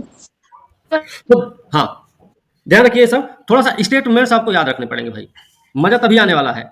अब ये नहीं कहते कि आप नोट्स बनाओ ऐसे, आप नोट्स ऐसे बनाओ, लिख लो बालाजी विश्वनाथ लिखा आपने। अब इससे संबंधित जितनी भी बातें ना सब इसी में नोट कर लो, 1 2 3 4 5 6 ऐसे करके नोट कर लो। फिर आ जाए बाजीराव ऐसे करो, फिर बाजीराव को लिख लो ऐसे 1 2 3 4 ऐसे करके। फिर वैसे बाजीराव प्रथम, बालाजी बाजीराव का लिखो, बालाजी बाजीराव को फिर 1 2 ऐसे करके लिख लो। नोट्स, शॉर्ट नोट्स बनाना ये है, इससे ऐसे बनते हैं शॉर्ट नोट्स। वो आपको याद भी रहेंगे। मान लीजिए आपसे बोला गया बालाजी विश्वनाथ पर टिप्पणी करें, बाजीराव पर टिप्पणी करें, बालाजी बाजीराव पर टिप्पणी करें, टिप्पणी करो ना, लिख दिया इतना सारा। पहले तो उनका परिचय दे दो, यहां से यहां तक इनका शासन रहा है, ये इस नंबर के पेशवा रहे हैं। फिर उसके बाद उनका काम बताओ क्या क्या उन्होंने किया है, उनके समय क्या क्या हुआ है, निष्कर्ष देके बात खत्म कर दो। ये आपके फायदे के लिए है, शॉर्ट नोट्स में काम आएगा ये सब। बस समझ रहे ना, ऐसे बनाया। नया वजीर जल्द ही उनके हाथ की कठपुतली बन गया। दिल्ली से वे पंजाब की ओर मुड़े, अहमद शाह अब्दाली के प्रतिनिधि को निकाल बाहर कर उस पर अधिकार कर लिया। इससे उनका टकराव अफगानिस्तान के बहादुर योद्धा राजा के साथ हुआ, जो फिर एक बार मराठों से बदला लेने के लिए भारत पर चढ़ गया। अहमद शाह अब्दाली का एक विश्वास पात्र हुआ करता था, जिसको इन्होंने भगा दिया था। किसने भगाया था? बालाजी बाजीराव ने उसको भगाया था। उसी का बदला लेने के लिए अहमद शाह अब्दाली चढ़ा था भारत पे, जो पानीपत का तीसरा युद्ध हुआ। ठीक है, अगर वो काम बालाजी बाजीराव नहीं किए होते तो हो सकता था कि पानीपत का तीसरा युद्ध होता तो जरूर, अगर होता तो मराठों को उससे कोई क्षति नहीं पहुंचती। बात समझ रहे ना? तब मराठा सत्ता होती, दिल्ली पर कब्जा करती, तब कोई और लड़ता उनके साथ, उनके खिलाफ। बात क्लियर है? तो याद रखना कि अहमद शाह अब्दाली के प्रतिनिधि को भारत से निकालकर बाहर किसने फेंका, भगाया था भारत से, किसने भगाया था? तो नाम है बालाजी बाजीराव। ठीक है, अब उत्तर भारत पर अधिकार के लिए एक बड़ा टकराव शुरू हुआ। अहमद शाह अब्दाली ने रोहेलखंड के नजीबुद्दौला, अवध के शुजाउद्दौला से तुरंत गठजोड़ कर लिया। यही गठजोड़ अहमद शाह अब्दाली के लिए अच्छा साबित हुआ। बोले तो पानीपत के तीसरे युद्ध में अहमद शाह अब्दाली के लिए सबसे ज्यादा मददगार क्षण जो रहा है वो यही रहा है कि उसने दो लोगों से, नजीबुद्दौला जो रोहेलखंड का सरदार है और दूसरा है अवध का नवाब शुजाउद्दौला, इन दोनों से संधि कर ली थी। इसी कारण से यही था अहमद शाह अब्दाली के विजेता होने का कारण। हमने बताया ना, खेमों में काम चल रहा था। खेमा इनका भी उनका उनमें, इनमें ऐसे सब एक दूसरे खेमे में जा ही रहे थे बातचीत करने के लिए। लेकिन लास्ट में नजीबुद्दौला और शुजाउद्दौला, इन दोनों ने अहमद शाह अब्दाली के खेमों को पकड़ लिया। ठीक है, तो ये भी रहा है मराठों की पराजय का कारण उसमें, पानीपत के तीसरे युद्ध में। हो सकता था कि शुजाउद्दौला और नजीबुद्दौला अगर अहमद शाह अब्दाली के सेना में नहीं गए होते, उनके खेमे में शामिल नहीं हुए होते, तो हो सकता था कि अहमद शाह अब्दाली लड़ाई नहीं करता, फिर भाग जाता, बिना लड़े ही लौट जाता। ऐसा हो सकता था। ठीक है, चलिए, तो अहमद शाह अब्दाली रोहेलखंड के नजीबुद्दौला, रोहेलखंड का सरदार है ये, अवध के शुजाउद्दौला से तुरंत गठजोड़ कर लिया। वे दोनों मराठा सरदारों के हाथों हार गए थे। आगामी संघर्ष की बड़ी अहमियत को देखकर पेशवा ने अपने नाबालिग बेटे के नेतृत्व में एक शक्तिशाली फौज उत्तर की ओर भेजी। और उसका बेटा तो केवल नाम का ही सेनापति था, वास्तविक सेनापति उसका चचेरा भाई सदाशिवराव भाऊ था। इस फौज का एक महत्वपूर्ण भाग था यूरोपीय ढंग से संगठित पैदल तोपखाने की टुकड़ी, जिसका नेतृत्व इब्राहिम खां गारदी कर रहा था। इब्राहिम खां गारदी आपके तीसरे पानीपत के युद्ध से ही संबंधित है। ठीक है, ध्यान रखना। अब ये कौन सी फौज की बात हो रही है? ये फौज की बात हो रही है मराठा की, मराठों के फौज की बात हो रही है। और मराठों के फौज की एक ये सबसे बड़ी विशेषता रही है कि इसमें यूरोपीय ढंग से जो संगठित पैदल सैनिक थे, सैनिक तोपखाने की टुकड़ी थी, उसका नेतृत्व इब्राहिम खां गारदी कर रहा था। और इब्राहिम खां गारदी कौन है? एक तोपची है, तोप चलाने वाला, वो तोपची है। ठीक है ना, ध्यान रखना। मराठों ने अब उत्तरी शक्तियों में सहायक ढूंढने की कोशिश की, मगर उनके पहले के व्यवहार, राजनीतिक महत्वाकांक्षाओं ने उन सब शक्तियों को नाराज कर दिया। उन्होंने राजपुताना के राज्यों के आंतरिक मामलों में हस्तक्षेप किया था, उन पर भारी जुर्माने नजराने लगाए थे। उन्होंने अवध पर बड़े क्षेत्रीय मौद्रिक दावे किए थे। पंजाब में उनकी कार्रवाई ने सिख प्रधानों को नाराज कर दिया था। जिन जाट सरदारों पर भारी जुर्माने लगाए गए थे, उन पर विश्वास नहीं करते थे, इसलिए उन्हें अपने दुश्मनों से इमादुल मुल्क के कमजोर समर्थन के अलावा अकेले लड़ना पड़ा। इनका साथ किसने दिया था? इमादुल मुल्क ने दिया था। इमादुल मुल्क कौन है? वो वजीर जिसको बालाजी बाजीराव ने वजीर बनने में मदद की थी, मुगल सत्ता का वजीर है, एक खुद दुबला पतला आदमी, वो गया मदद करने। तो इनका साथ सिर्फ एक व्यक्ति ने दिया, इमादुल मुल्क ने। तो पानीपत का तीसरा युद्ध ऐसे लिख सकते हैं, पानीपत थर्ड। कौन कौन है? मराठा प्लस इमादुल मुल्क, ऐसे लिख लो, इमादुल मुल्क है ना। अब मराठा में दो सेना है, एक तो सदाशिवराव भाऊ वाली जो भारतीय उस पर आधारित है, और दूसरी है जो यूरोपीय मतलब यूरोपीय पद्धति पर आधारित है, जिसका नेतृत्व कौन कर रहा है? इब्राहिम खां गारदी। ये दोनों तो एक तरफ हो गए वर्सेस बनाम में कौन आ जाएंगे? अब्दाली, नजीब और शुजाउद्दौला, ये 3 सेना हो गई। ठीक है ना? तो पानीपत का तीसरा युद्ध किनके किनके बीच लड़ा गया भैया? ये इनके और ये इनके बीच। आपको इतना भी पता होना चाहिए। चलिए, पेशवा जो अपने चचेरे भाई की मदद, सॉरी, दोनों फौजों का पानीपत में हाँ बोलिए ना अनन्या। ठीक है, अकेले लड़ना पड़ा। यही नहीं, बड़े मराठा सेनापति लगातार आपस में झगड़ते रहते थे। बड़े मराठा सेनापति ये हैं गायकवाड़, होलकर, सिंधिया, भोसले, ये सब भी लड़ रहे हैं आपस में। बात समझ रहे हैं ना? जी सर। अंग्रेजों का आंतरिक हस्तक्षेप शुरू तो अभी नहीं हुआ है, वो शुरू हो जाएगा तब जब पेशवा पद को लेकर झगड़ा स्टार्ट होगा। जब पुणे के दरबार में, या फिर बोले तो पुणे में जब जालसाजी क्या बोलते हैं, एक दूसरे के खिलाफ जो वो करते हैं, षड्यंत्र टाइप का कुछ ऐसा। लेकिन ये हैं 4 बड़े सरदार, गुजरात, गायकवाड़, होलकर, सिंधिया, भोसले, ये सब आपस में भी लड़ रहे हैं, पेशवा भी उसी में शामिल है। ठीक है, चलो, मराठा सेना लगातार। दोनों फौजों का पानीपत में 14 जनवरी मकर संक्रांति का दिन है 1761 में आमना सामना हुआ भैया। मराठा फौज के पैर पूरी तरह उखड़ गए थे। पेशवा का बेटा विश्वासराव, सदाशिवराव भाऊ, अन्य अनगिनत मराठा सेनापति करीब 28,000 सैनिकों के साथ मारे गए। विश्वासराव भी इसमें मारा गया, सदाशिवराव भाऊ मारे गए और भी मराठा सेनापति मारे गए। अफगान घुड़सवारों ने भागने वालों का पीछा भी किया। पानीपत क्षेत्र के जाट, अहीर, गुजरों ने भी लूटा खसोटा। किसको लूटा खसोटा? मराठों को जो भाग रहे थे। पेशवा जो अपने चचेरे भाई की मदद के लिए उत्तर की ओर बढ़ रहा था, इस दुखद खबर को सुनकर हक्का बक्का हो गया। पेशवा अपने चचेरे भाई की मदद करने जा रहा था। वह पहले से ही गंभीर रूप से बीमार था, उसका अंत समय जल्द ही आ गया था। जून 1761 में मर गया वो।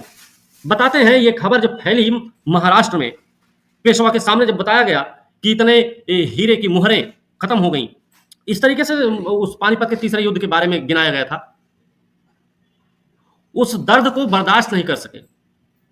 कौन? बालाजी बाजीराव मर गए उसी दुख में। वही सुन के उनको हार्ट अटैक आ गया जैसे लगता है। जो कभी हार का सामना तक नहीं किया था, वो इतनी बड़ी क्षति कैसे झेल सकता था? जो कभी उम्मीद भी नहीं किया हो कि हम हार सकते हैं, है ना, वो इतनी बड़ी क्षति कैसे झेलेगा? उस मानने को भी तैयार नहीं रहा होगा, हो सकता है। ऐसे कैसे हो सकता है? हम बिना देखे मानेंगे थोड़ी ना, हमारी सेना है। पानीपत की हार मराठों के लिए महाविपदा के समान थी। उन्हें अपनी फौज के बेहतरीन आदमियों से हाथ धोना पड़ गया। उनकी राजनीतिक प्रतिष्ठा को बहुत धक्का लगा। सबसे बढ़कर उनकी हार ने अंग्रेजी ईस्ट इंडिया कंपनी को बंगाल, दक्षिण भारत में अपनी सत्ता मजबूत करने का मौका दिया। अफगानों को भी अपनी जीत से कोई फायदा नहीं हुआ। कैसे नहीं फायदा हुआ? वो पंजाब को अपने अधिकार में नहीं रख सके। वस्तुतः पानीपत की तीसरी लड़ाई फैसला नहीं किया कि भारत पर कौन राज करेगा, बल्कि ये तय कर दिया कि भारत पर कौन राज नहीं करेगा।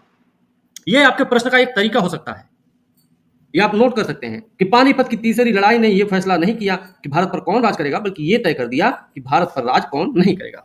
अतः इससे भारत में ब्रिटिश सत्ता के उदय का रास्ता साफ हो गया। ब्रिटिश सत्ता के आंख की जो किरकिरी बना हुआ था मराठा, मैसूर, उसमें से मराठा गायब हो गए ना। अब इनको थोड़ा सा मैसूर पे ध्यान रखना था बस।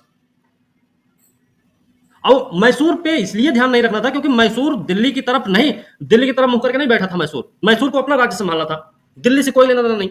दिल्ली से लेना देना सिर्फ और सिर्फ था तो किसको था? मराठों को था। मराठों की हार, मराठों का समाप्त होना, या मराठों की फौज का हार जाना, या मराठा सेना में जो अच्छे खासे सैनिक थे उनका मारा जाना, इस बात के लिए अंग्रेजों को प्रोत्साहित किया कि अब दिल्ली की गद्दी पर बैठने का रास्ता आपके लिए हमेशा हमेशा के लिए खुल गया है, क्योंकि अब मराठे उस लायक उसके लिए खड़े नहीं हो पाएंगे जल्दी। बात समझे? 17 वर्षीय माधवराव ये पेशवा बनता 1761 में। तो ये कौन सा हुआ? चौथा नंबर का पेशवा बन गया। ध्यान रखना, वो एक प्रतिभाशाली सैनिक राजनेता था। 11 सालों की छोटी अवधि में ही उसने मराठा साम्राज्य की खोई हुई किस्मत को वापस लौटा दिया। उसने निजाम को हराया, मैसूर के हैदर अली को नजराना देने के लिए फिर से मजबूर किया। बाजीराव के मरने के बाद हो सकता है ऐसा रहा हो कि ये सब फिर से अपना स्वतंत्र होने लग गए थे, लेकिन माधवराव के आने के बाद फिर से वो सारी व्यवस्थाएं वापस आने लग गई थी। उसने निजाम को हरा दिया, मैसूर के हैदर अली को नजराना देने के लिए मजबूर किया, रोहेलों को हराया, राजपूत राज्यों, जाट सरदारों को अधीन लाकर उत्तर भारत पर अपने अधिकार का फिर से दावा कर दिया। मराठा 1761 में बादशाह शाह आलम को दिल्ली वापस ले आए। मराठे ही थे जो शाह आलम द्वितीय को 1771 में दिल्ली लेकर आए थे। अब बादशाह कौन है? बादशाह उनका बन गया पेंशन भोगी। अंग्रेजों का पेंशन भोगी बनने से पहले मुगल जो थे या मुगल शासक जो था वो मराठों का पेंशन भोगी था। याद रखना इस बात को। इस प्रकार लगा कि उत्तर भारत पर मराठों का प्रभुत्व फिर से कायम हो गया, किंतु मराठों को एक धक्का फिर लगा। माधवराव 1771 में क्षय रोग से मर गया, मतलब 61 में बना है और 71 में मर गया बेचारा। अब मराठा साम्राज्य अस्त व्यस्तता की स्थिति पहुंच गया। पुणे में बालाजी बाजीराव के छोटे भाई रघुनाथ राव और माधवराव के छोटे भाई नारायण राव के बीच सत्ता के लिए संघर्ष हुआ। ये वही रघुनाथ राव है मेरे ख्याल से जो बंबई भाग जाता है ईस्ट इंडिया कंपनी से मदद मांगने के लिए, जिसके चलते पहला आंग्ल मराठा युद्ध होता है। ये वही रघुनाथ राव होगा, अभी देखेंगे। नारायण राव 1773 में मारा गया।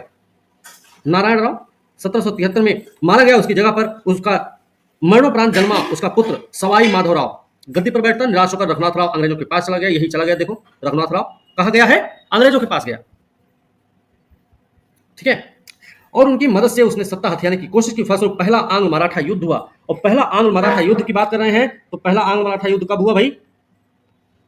1775 से 1782 के बीच में, है ना। इस समय कौन है भारत का गवर्नर? कौन है? सॉरी, भारत का नहीं होगा, बंगाल का गवर्नर। बंगाल का गवर्नर कौन होगा? तो बंगाल का गवर्नर है वॉरेन हेस्टिंग्स। ये है हेस्टिंग्स, ठीक है, ये है गवर्नर। प्रथम आंग्ल मराठा युद्ध के समय में एक संधि होती है, सालबाई की संधि। सालबाई की संधि होती है। ये कब होती है? 1782 में ही होगी। लेकिन एक चीज और याद रखना, इसमें ये जो क्या नाम था, रघुनाथ राव है ना, रघुनाथ राव प्रथम आंग्ल मराठा युद्ध होने से पहले, क्योंकि इसको पुणे की गद्दी पर अपनी सत्ता स्थापित करनी थी, तो इसने अंग्रेजों के साथ सूरत की संधि की थी।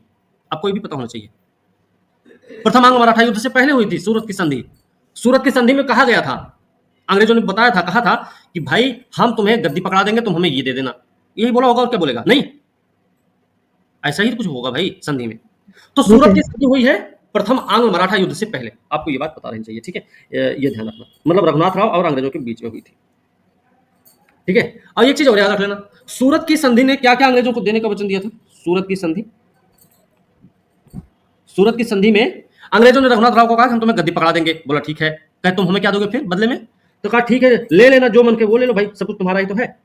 तो ऐसे नहीं, बताओ जगह का नाम बताओ। तो इसने कहा सालसेट ले जाओ भाई, सालसेट तुम्हारा। और कौन सा? सालसेट साथ साथ बसीन, बसीन भी तुम्हारा हो गया भाई, बसीन भी ले जाओ। बसीन के साथ साथ कहे भड़ौच भी ले जाओ। नहीं नहीं, सालसेट और बसीन का क्षेत्र तो उनको दे दिया, साथ ही साथ भड़ौच और सूरत, इनकी आय बोल दिया कि इनसे जो इनकम होगी वो आप लोगों को हम देते रहेंगे। किसको? अंग्रेजों को देते रहेंगे। 2 क्षेत्र देने का वचन दिया सूरत की संधि में, और 2 क्षेत्रों की इनकम को देने का वचन दिया। किसने? रघुनाथ राव भाई साहब ने, है ना। ध्यान रखिएगा थोड़ा सा, क्योंकि ऐसा हो सकता है ना कि आप लोग ये सोचे कि संधि सूरत की संधि पहले हुई थी कि बाद में। वैसे इतना तो आप लोग समझदार हैं, पढ़े लिखे, हमको पता है। पेशवा की सत्ता कमजोर होने लगी। पुणे में सवाई माधवराव के समर्थकों रघुनाथ राव के पक्षधरों के बीच लगातार षड्यंत्र चलते रहे। अब जो पुणे है वो षड्यंत्र का मैदान बन चुका है। किसके बाद? माधवराव के मरने के बाद, ठीक है ना। माधवराव के मरने के बाद पुणे हो गया षड्यंत्र का मैदान बन गया। अब वहां षड्यंत्र ही षड्यंत्र रचे जाएंगे। सवाई माधवराव के समर्थकों का नेता नाना फडणवीस था, ये ध्यान रखना, नाना फडणवीस। इस बीच बड़े मराठा सरदार अपने लिए उत्तर में अर्ध स्वतंत्र राज्य कायम करने में लगे थे।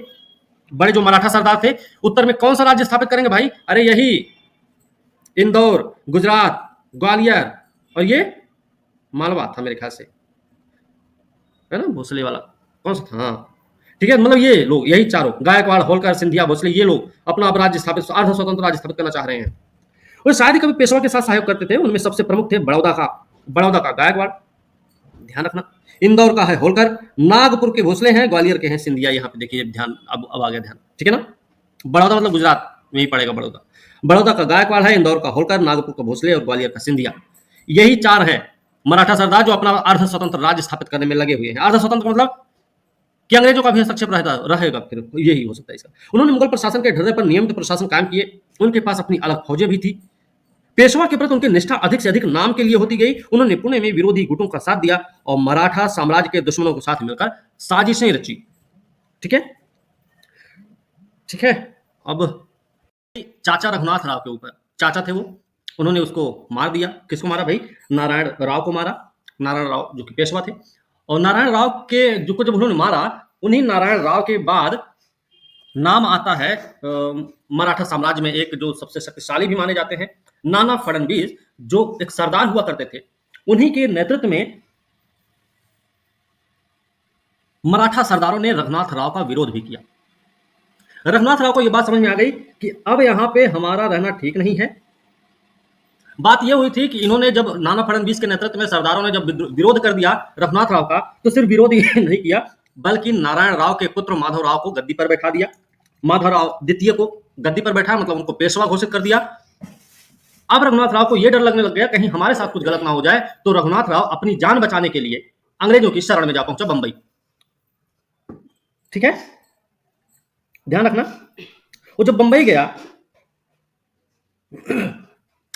बंबई में अंग्रेजों से मिलने के बाद उनसे एक समझौता करता है, और जो समझौता है वो समझौता कैसा भाई? कि हमको पेशवा बनना है और हम क्या करेंगे, आपको कुछ चीजें दे देंगे। कौन सी चीजें? देखो, पहली बात तो यहां पे हमने पहले ही बता रखा है कि सूरत की संधि कल बताई थी कि नहीं हमने? सूरत की संधि होती है,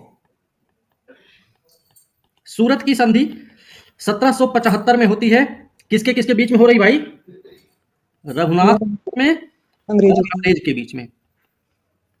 1775 में हो रहा है, मतलब उस समय बंगाल का गवर्नर जनरल था वॉरेन हेस्टिंग्स। याद रखना इस बात को। सूरत की संधि होती रघुनाथ और अंग्रेज के बीच में। रघुनाथ राव ने कुछ बातें मानी। उनकी बातें कौन कौन सी मानी गई? इन्होंने बोला इस संधि के तहत कि भैया सालसेट और बसीम हम तुम्हें दे देंगे। अंग्रेजों को बोले कि अंग्रेजों को दे दिया जाएगा। साथ ही साथ सूरत और भड़ौच की इनकम अंग्रेजों को दी जाएगी। ये बात बोली रघुनाथ राव ने इस संधि के तहत। 1775 में हुई है, पहले आंग्ल मराठा युद्ध से पहले की बात है। ये प्रथम आंग्ल मराठा युद्ध से पहले की संधि है, याद रखने इस बात को। रघुनाथ राव को क्या आश्वासन दिया गया? रघुनाथ राव को आश्वासन मिला कि हम आपको पेशवा बनने में मदद करेंगे। बात हुई, ठीक है। इसी सूरत संधि ने क्या किया था? प्रथम आंग्ल मराठा युद्ध को जन्म दिया। इसी के परिणाम स्वरूप युद्ध होता है प्रथम आंग्ल मराठा युद्ध। कब से कब तक का है? 1775 से 82 के बीच में। 1775 से 82 के बीच में युद्ध लड़ा गया। 22 में यह जो युद्ध था अनिर्णायक था। आपको याद रखना, कई बार पेपर में पूछा गया, अनिर्णायक युद्ध रहा। साल 22 की संधि हुई। साल 22 की संधि हुई 1782 में ही साल 22 की संधि होती है, ठीक है। इस साल 22 की संधि से क्या क्या हुआ अंग्रेजों के साथ? अंग्रेजों को सालसेट और थाना, इन दोनों का दुर्ग दे दिया गया। अंग्रेजों को दुर्ग प्रदान कर दिया गया अंग्रेजों को। यह बात याद रखना। साथ ही साथ याद रखना, इसी संधि के तहत माधव राव द्वितीय हैं, इनको पेशवा मान लिया गया। इनको पेशवा माना गया। मतलब यह रहा इस युद्ध, ये जो एक अनिर्णायक युद्ध लड़ा गया, प्रथम आंग्ल मराठा युद्ध, साल 22 की संधि से समाप्त होता है। सालसेट थाने के दुर्ग को अंग्रेजों को देने के साथ साथ अंग्रेजों ने माधवराव द्वितीय को पेशवा स्वीकार किया। साथ ही साथ दोनों पक्षों ने क्या किया? एक दूसरे के जीते गए क्षेत्रों को एक दूसरे को वापस लौटा दिया। ठीक है, रघुनाथ राव की बात अब खत्म है। यहां पे बात समझ रहे ना? और दूसरी चीज ये भी है, रघुनाथ राव को थोड़ा सा क्या किया गया? रघुनाथ राव के लिए एक व्यवस्था की गई थी कि भैया 3.5 लाख रुपया वार्षिक पेंशन मिल जाए। ये बोले होंगे, है ना? रघुनाथ राव बोले होंगे। अब आते हैं अपने टॉपिक पे सबसे पहले, फिर उसके बाद आगे देखा जाएगा। उत्तर के मराठा शासकों में सबसे महत्वपूर्ण महादजी सिंधिया थे।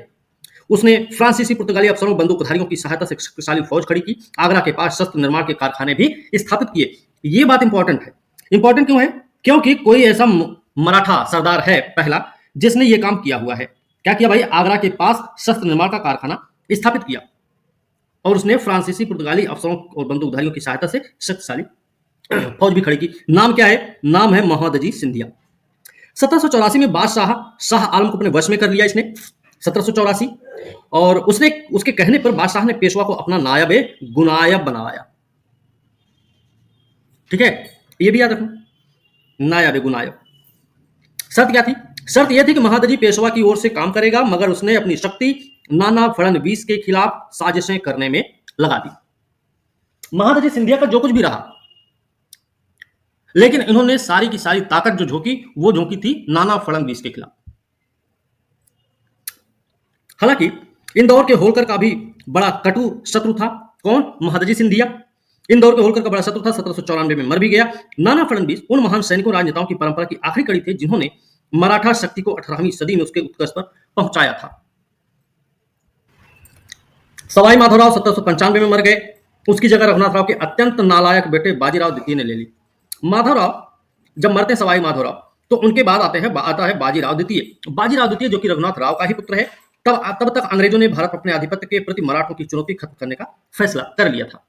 आपको पता होना चाहिए, अंतिम जो तीसरा आंग्ल मराठा युद्ध था, जो सिर्फ इसलिए नहीं लड़ा गया था, मराठों को समाप्त करना नहीं था। तीसरे आंग्ल मराठा का युद्ध का मूल कारण, उसका मूल उद्देश्य था पिंडारियों का दमन। कौन है? Lord Hastings. लॉर्ड हेस्टिंग्स 1817 में लड़ा गया युद्ध, पता होना चाहिए आपको। लॉर्ड हेस्टिंग्स का मूल उद्देश्य था पिंडारियों का दमन करना। उसी के उद्देश्य से तीसरा आंग्ल मराठा युद्ध लड़ा गया था। ठीक है, ध्यान रखना। अंग्रेजों ने अपनी चतुर कूटनीति के द्वारा आपस में लड़ने वाले मराठा सरदारों को विभाजित कर दिया। दूसरे तीसरे मराठा युद्ध, दूसरा हुआ भैया 1803 से 1805 में, तीसरा हुआ 1816 से 1819 में, उन्हें हरा दिया। अन्य मराठा राज्यों को बरकरार रहने दिया गया, मगर पेशवा वंश को समाप्त कर दिया गया। दूसरे आंग्ल मराठा युद्ध की अगर हम बात कर लें तो सिंधिया की मृत्यु बताई थी क्या?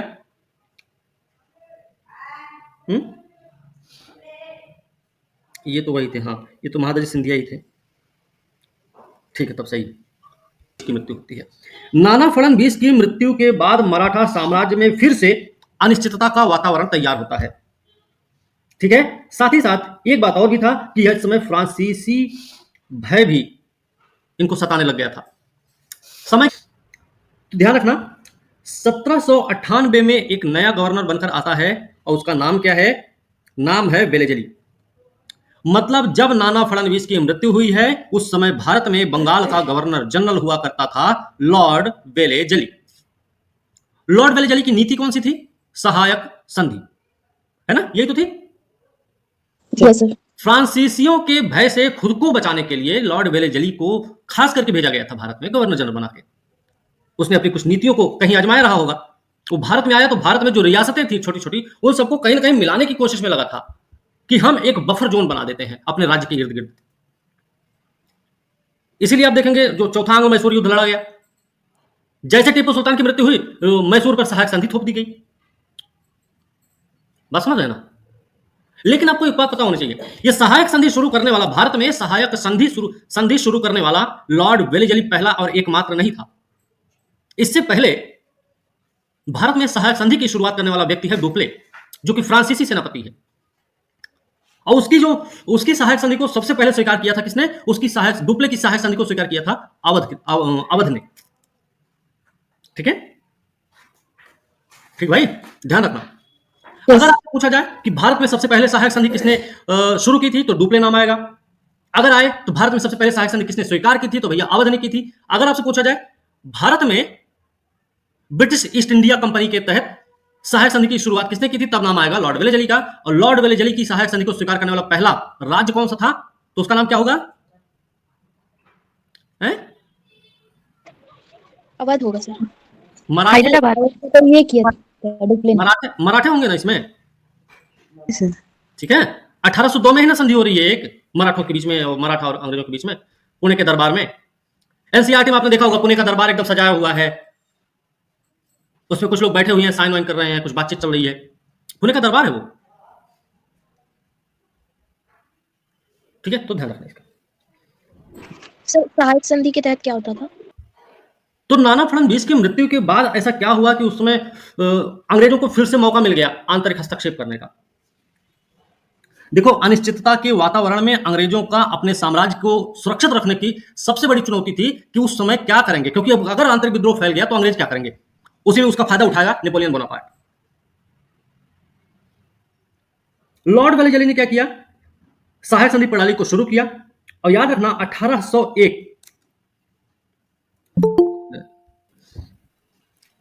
1801 में क्या हुआ, लॉर्ड वेलेजली ने क्या किया भाई, पेशवा बाजीराव द्वितीय, सॉरी सॉरी सॉरी 1801 में दो में यह संधि एक होती ना अंग्रेजों और मराठों के बीच में।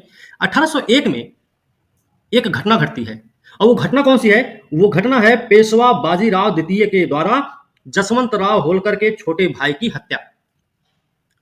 दूसरे आंग्ल मराठा युद्ध पढ़ रहे हैं, हाँ, दूसरे आंग्ल मराठा युद्ध का जो तात्कालिक कारण बनता है वो ये बनता है कि पेशवा बाजीराव द्वितीय के द्वारा जसवंत राव होलकर के छोटे भाई की हत्या। यहां से शुरुआत होती है द्वितीय आंग्ल मराठा युद्ध की, हालांकि अभी शुरू नहीं हो रहा है। इस एवज में क्या हुआ भाई, जसवंत राव होलकर का भाई मरा है, तो होलकर को क्या है, होलकर बदला लेने के लिए पुणे पर आक्रमण करेंगे, और होलकर ने क्या किया, पुणे पर आक्रमण कर भी दिया, ठीक है। और याद रखना, यही नहीं, सिंधिया की संयुक्त सेना को एक कहीं पर युद्ध हुआ था, कुछ उसका नाम अभी हमें इतना याद नहीं आ रहा है, 1802 में ही वो युद्ध लड़ा गया था। सिंधिया की संयुक्त सेना थी, उसको पराजित भी किया, उस जगह का नाम हमें ध्यान नहीं आ रहा आप लोगों को। इस समय जो होलकर साहब ने क्या किया, होलकर ने 1802 में होलकर ने क्या कर दिया, होलकर वर्सेस पेशवा और सिंधिया की सेना को पराजित कर दिया, ठीक है। 1802 में उस जगह कुछ हद करके कुछ है, वो जगह उसका नाम देख लेना आप लोग, हद करके उसका नाम आता है, ठीक है। पुणे पर अब देखिए, पेशवा की सेना हार गई, सिंधिया की सेना हार गई, पुणे पर अधिकार हो जाएगा होलकर का। होलकर ने जब अपना पुणे पर अपना नियंत्रण स्थापित किया, तो बाजीराव को जगह कहां मिल रही है पुणे में आने की, वो बाजीराव द्वितीय ने क्या किया फिर, बाजीराव द्वितीय एक हो रही है बसीन की संधि, बसीन की संधि हो रही है 1802 में, किसके किसके बीच, पेशवा बाजीराव द्वितीय मराठे के बीच और अंग्रेजों के बीच में, अंग्रेजों के बीच में हो रही है। इस संधि के तहत अंग्रेजों को एक बार फिर से मौका मिल गया मराठों के आंतरिक मामलों में हस्तक्षेप के लिए, ठीक है। और ये जो बेसिन की संधि है, बसीन की जो संधि, इसको बेसिन की संधि बोलते हैं, बसीन की भी संधि बोलते हैं, ये जो संधि थी एक प्रकार से सहायक संधि थी। ये क्या थी, एक प्रकार से सहायक संधि थी, आपको ये भी बात पता होनी चाहिए। बसीन की संधि में क्या क्या प्रावधान किए गए थे, तो अगर बसीन की संधि के प्रावधान अगर देखे जाएंगे, तो पेशवा ने क्या किया भाई, ब्रिटिश संरक्षण के अंतर्गत पूना में भारतीय और ब्रिटिश सेना को रखना स्वीकार कर लिया। सहायक संधि का उद्देश्य बता रहे हैं आपको, सहायक संधि का क्या प्रभाव होगा, पहली बात हो गई बसीन की संधि के तहत। दूसरी बात क्या रही, ईस्ट इंडिया कंपनी को सूरत नगर दे दिया गया, ईस्ट इंडिया कंपनी को सूरत नगर दे दिया गया पूरी तरह से। पेशवा ने क्या किया, ब्रिटिश ईस्ट इंडिया कंपनी को ताप्ती और नर्मदा के बीच के क्षेत्र को प्रदान किया। ताप्ती और नर्मदा के बीच के क्षेत्र जो हुआ करता था, उसकी सालाना इनकम होती थी 26 लाख रुपया करीब, ठीक है। एक मिनट, सूरत नगर मिल गया अंग्रेजों को, ताप्ती नर्मदा के बीच का क्षेत्र मिल गया अंग्रेजों को, और पेशवा ने क्या किया, अपने विदेशी मामले ब्रिटिश कंपनी के अधीन कर दिए। ये दूसरा जो बसीन की संधि है ना, इस बसीन की संधि को आप जब पढ़ेंगे ध्यान से, तो आपको एक बात समझ में आएगा कि मराठों को खत्म नहीं किया गया है, लेकिन उनको कहीं का छोड़ा भी नहीं गया है। यह बात भी ध्यान रखना आप लोग। इनके जो मुख्य महत्वपूर्ण क्षेत्र थे ना, वो अंग्रेजों ने अपने कब्जे में ले लिया, महत्वपूर्ण नीतियों को उन्होंने अपने कब्जे में, विदेशी मामला बताओ पूरी तरह से अंग्रेजों के कब्जे में आ गया।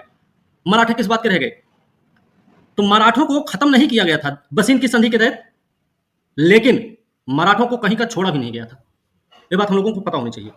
हो सकता है आने वाले समय में आपसे प्रश्न पूछ भी लिया जाए कि बसीन की संधि ने, यह द्वितीय आंग्ल मराठा युद्ध के बाद हुई संधि ने मराठों को समाप्त तो नहीं किया, लेकिन उन्हें कहीं का छोड़ा भी नहीं था। इस पे आपसे प्रश्न पूछा जा सकता है, टिप्पणी करने को आ सकता है, स्पष्ट करने को आ सकता है, व्याख्या विवेचना करने को आ सकता है, समालोचनात्मक व्याख्या करने को आ सकता है। आपको इन सब पॉइंट्स पर आपको अपने उत्तर देने पड़ेंगे, आपको अपने व्यूज बताने पड़ेंगे। यही नहीं हुआ है, इसके साथ साथ क्या हुआ, पेशवा ने निजाम से चौथ प्राप्त करने का अधिकार छोड़ दिया इसी संधि में, साथ ही साथ गायकवाड़ के विरुद्ध युद्ध ना करने का वचन भी दिया अंग्रेजों को। मतलब चौथ जो इतना एक भूराजस्व मामला है, राजस्व का मामला है, राजकाज वहीं से चलने वाला है, वो उन्होंने निजाम से छोड़ दिया। निजाम की राजस्व की इनकम पता है कितनी थी, जिस क्षेत्र को मराठों ने निजामों से प्राप्त किया तो उसकी इनकम थी 36 या 46 लाख रुपए थी। उस क्षेत्र को छोड़ देना पड़ा इनको। गायकवाड़ के विरुद्ध युद्ध नहीं करना है, अंग्रेजों ने पूछा, इनसे बोला है, इन्होंने कहा ठीक नहीं करेंगे भैया। साथ ही साथ पेशवा ने कंपनी की विरोधी यूरोपीय शक्तियों को अपनी सीमाओं में नहीं रहने देना स्वीकार कर लिया। मतलब फ्रांसीसी और पुर्तगालियों की जो की नीति पर जो ये लोग अपनी फौज तैयार कर रहे थे, वो सब करने का मौका नहीं दिया जाएगा अब इनको। अब ये लोग वही उतना करेंगे जितना अंग्रेज बोलेंगे। तो इस संधि से क्या लगता है? इस संधि से यही लगता है ना कि मराठों को पूरी तरह से तोड़ दिया गया। उनकी कमर, उनकी जो नसें थी ना, हिला दी गई अलग अलग करके। मारा नहीं गया, उनको खत्म नहीं किया गया है। सिर्फ उनको एक ऐसे बेहोशी के हालत में बस लेटे रहो, देखते रहना, बस कुछ और नहीं करना तुम्हें। यही काम रह गया इनके पास, मराठों के पास, इस संधि के बाद। अंग्रेजों को क्या फायदा रहा बसीन की संधि का? मराठों को तो देख लिया कितना फायदा हुआ बसीन की संधि से। अंग्रेजों को क्या फायदा हुआ भाई? ये बसीन की जो संधि थी वो किसी राज्य के साथ नहीं थी, याद रखना। बसीन की संधि किसी एक राज्य के साथ नहीं थी, बल्कि वो एक संघ राज्य के साथ थी। हमने क्या बताया था पहले कि मराठा राज्य नहीं था, मराठा संघ राज्य था, जिसमें सरदारों के साथ, सरदारों के आधार पर शासन चलाया जाता था। 5 सरदार थे, गायकवाड़, सिंधिया, होलकर, भोसले, पेशवा, ये 5 हुआ करते थे, बड़े बड़े, है ना। बड़ौदा, इंदौर, ग्वालियर, नागपुर, पुणे, क्लियर है। मराठा संघ राज्य था, तो यह किसी राज्य के साथ नहीं बल्कि संघ राज्य के साथ था। मतलब इन पूरे जितने क्षेत्रों का नाम हमने अभी लिया है, इन पूरे क्षेत्रों पर अंग्रेजों का क्या हुआ? एक प्रकार से आधिपत्य हो गया। अब अंग्रेजों के इन सबसे कोई डर नहीं रहा। दूसरी बात, पेशवा जो था ना, वो सिर्फ पूना का नहीं था। वो जो पेशवा था वो मराठा संघ का अध्यक्ष था। मतलब इसके अधीन जितने भी राज्य थे, वो जो 5 हमने बताए अभी बड़े बड़े सरदारों के बारे में, ग्वालियर, बड़ौदा, नागपुर, इंदौर, ये सब के सब आ गए अंग्रेजों के आधिपत्य में। सहायक संधि या बसीन की संधि के तहत अंग्रेजों की सहायक सेना, जो अभी तक सिर्फ और सिर्फ मैसूर, हैदराबाद, लखनऊ में बैठी रहती थी, अब ये पुणे में भी आ गई है। ठीक है ना। अब ब्रिटिश सेना समस्त भारत में शीघ्र अतिशीघ्र पहुंच सकने में समर्थ हो गई थी। याद रखना, इस बसीन की संधि ने पेशवा को युद्धों के भार से मुक्त कर दिया था। मराठों ने हैदराबाद, गायकवाड़ के विरुद्ध युद्ध न करने की नीति अपनाई और अपने अधीनस्थ क्षेत्रों को कंपनी के अधीन कर दिया था। यह संधि मराठों के लिए अपमानजनक संधि थी। ये सारे पॉइंट्स आपके लिए इंपॉर्टेंट हैं। इसी समय, ठीक है, ध्यान रखना, अब ये अपमानजनक जो संधि हुई है 1802 में बसीन की संधि, इसी 1802 की बसीन की संधि ने आंग्ल मराठा युद्ध को जन्म दिया। आंग्ल मराठा युद्ध कब लड़ा गया है? आंग्ल मराठा युद्ध कब लड़ा गया? दूसरा वाला वो लड़ा गया है 1803 से 1805 में। बसीन की संधि ने ही द्वितीय आंग्ल मराठा युद्ध को जन्म दिया है। ठीक है, ध्यान रखना इसमें। और एक चीज और याद रखना, बसीन की जो सहायक संधि थी, वो संधि के बाद भोसले, सिंधिया, पेशवा ने क्या किया? अंग्रेजों के विरुद्ध युद्ध घोषित कर दिया। अब ये पेशवा, भोसले, सिंधिया, ये त्रिगुट बनाए अपना अंग्रेजों के खिलाफ। बसीन की संधि होने के बाद की बात है, त्रिगुट बनाया। लेकिन याद रखना, इसमें 2 लोग अलग हैं। किनका किनका नाम नहीं लिया हमने युद्ध में, त्रिगुट में? एक तो गायकवाड़ और दूसरा होलकर। बात समझ में आ रही है कि बस?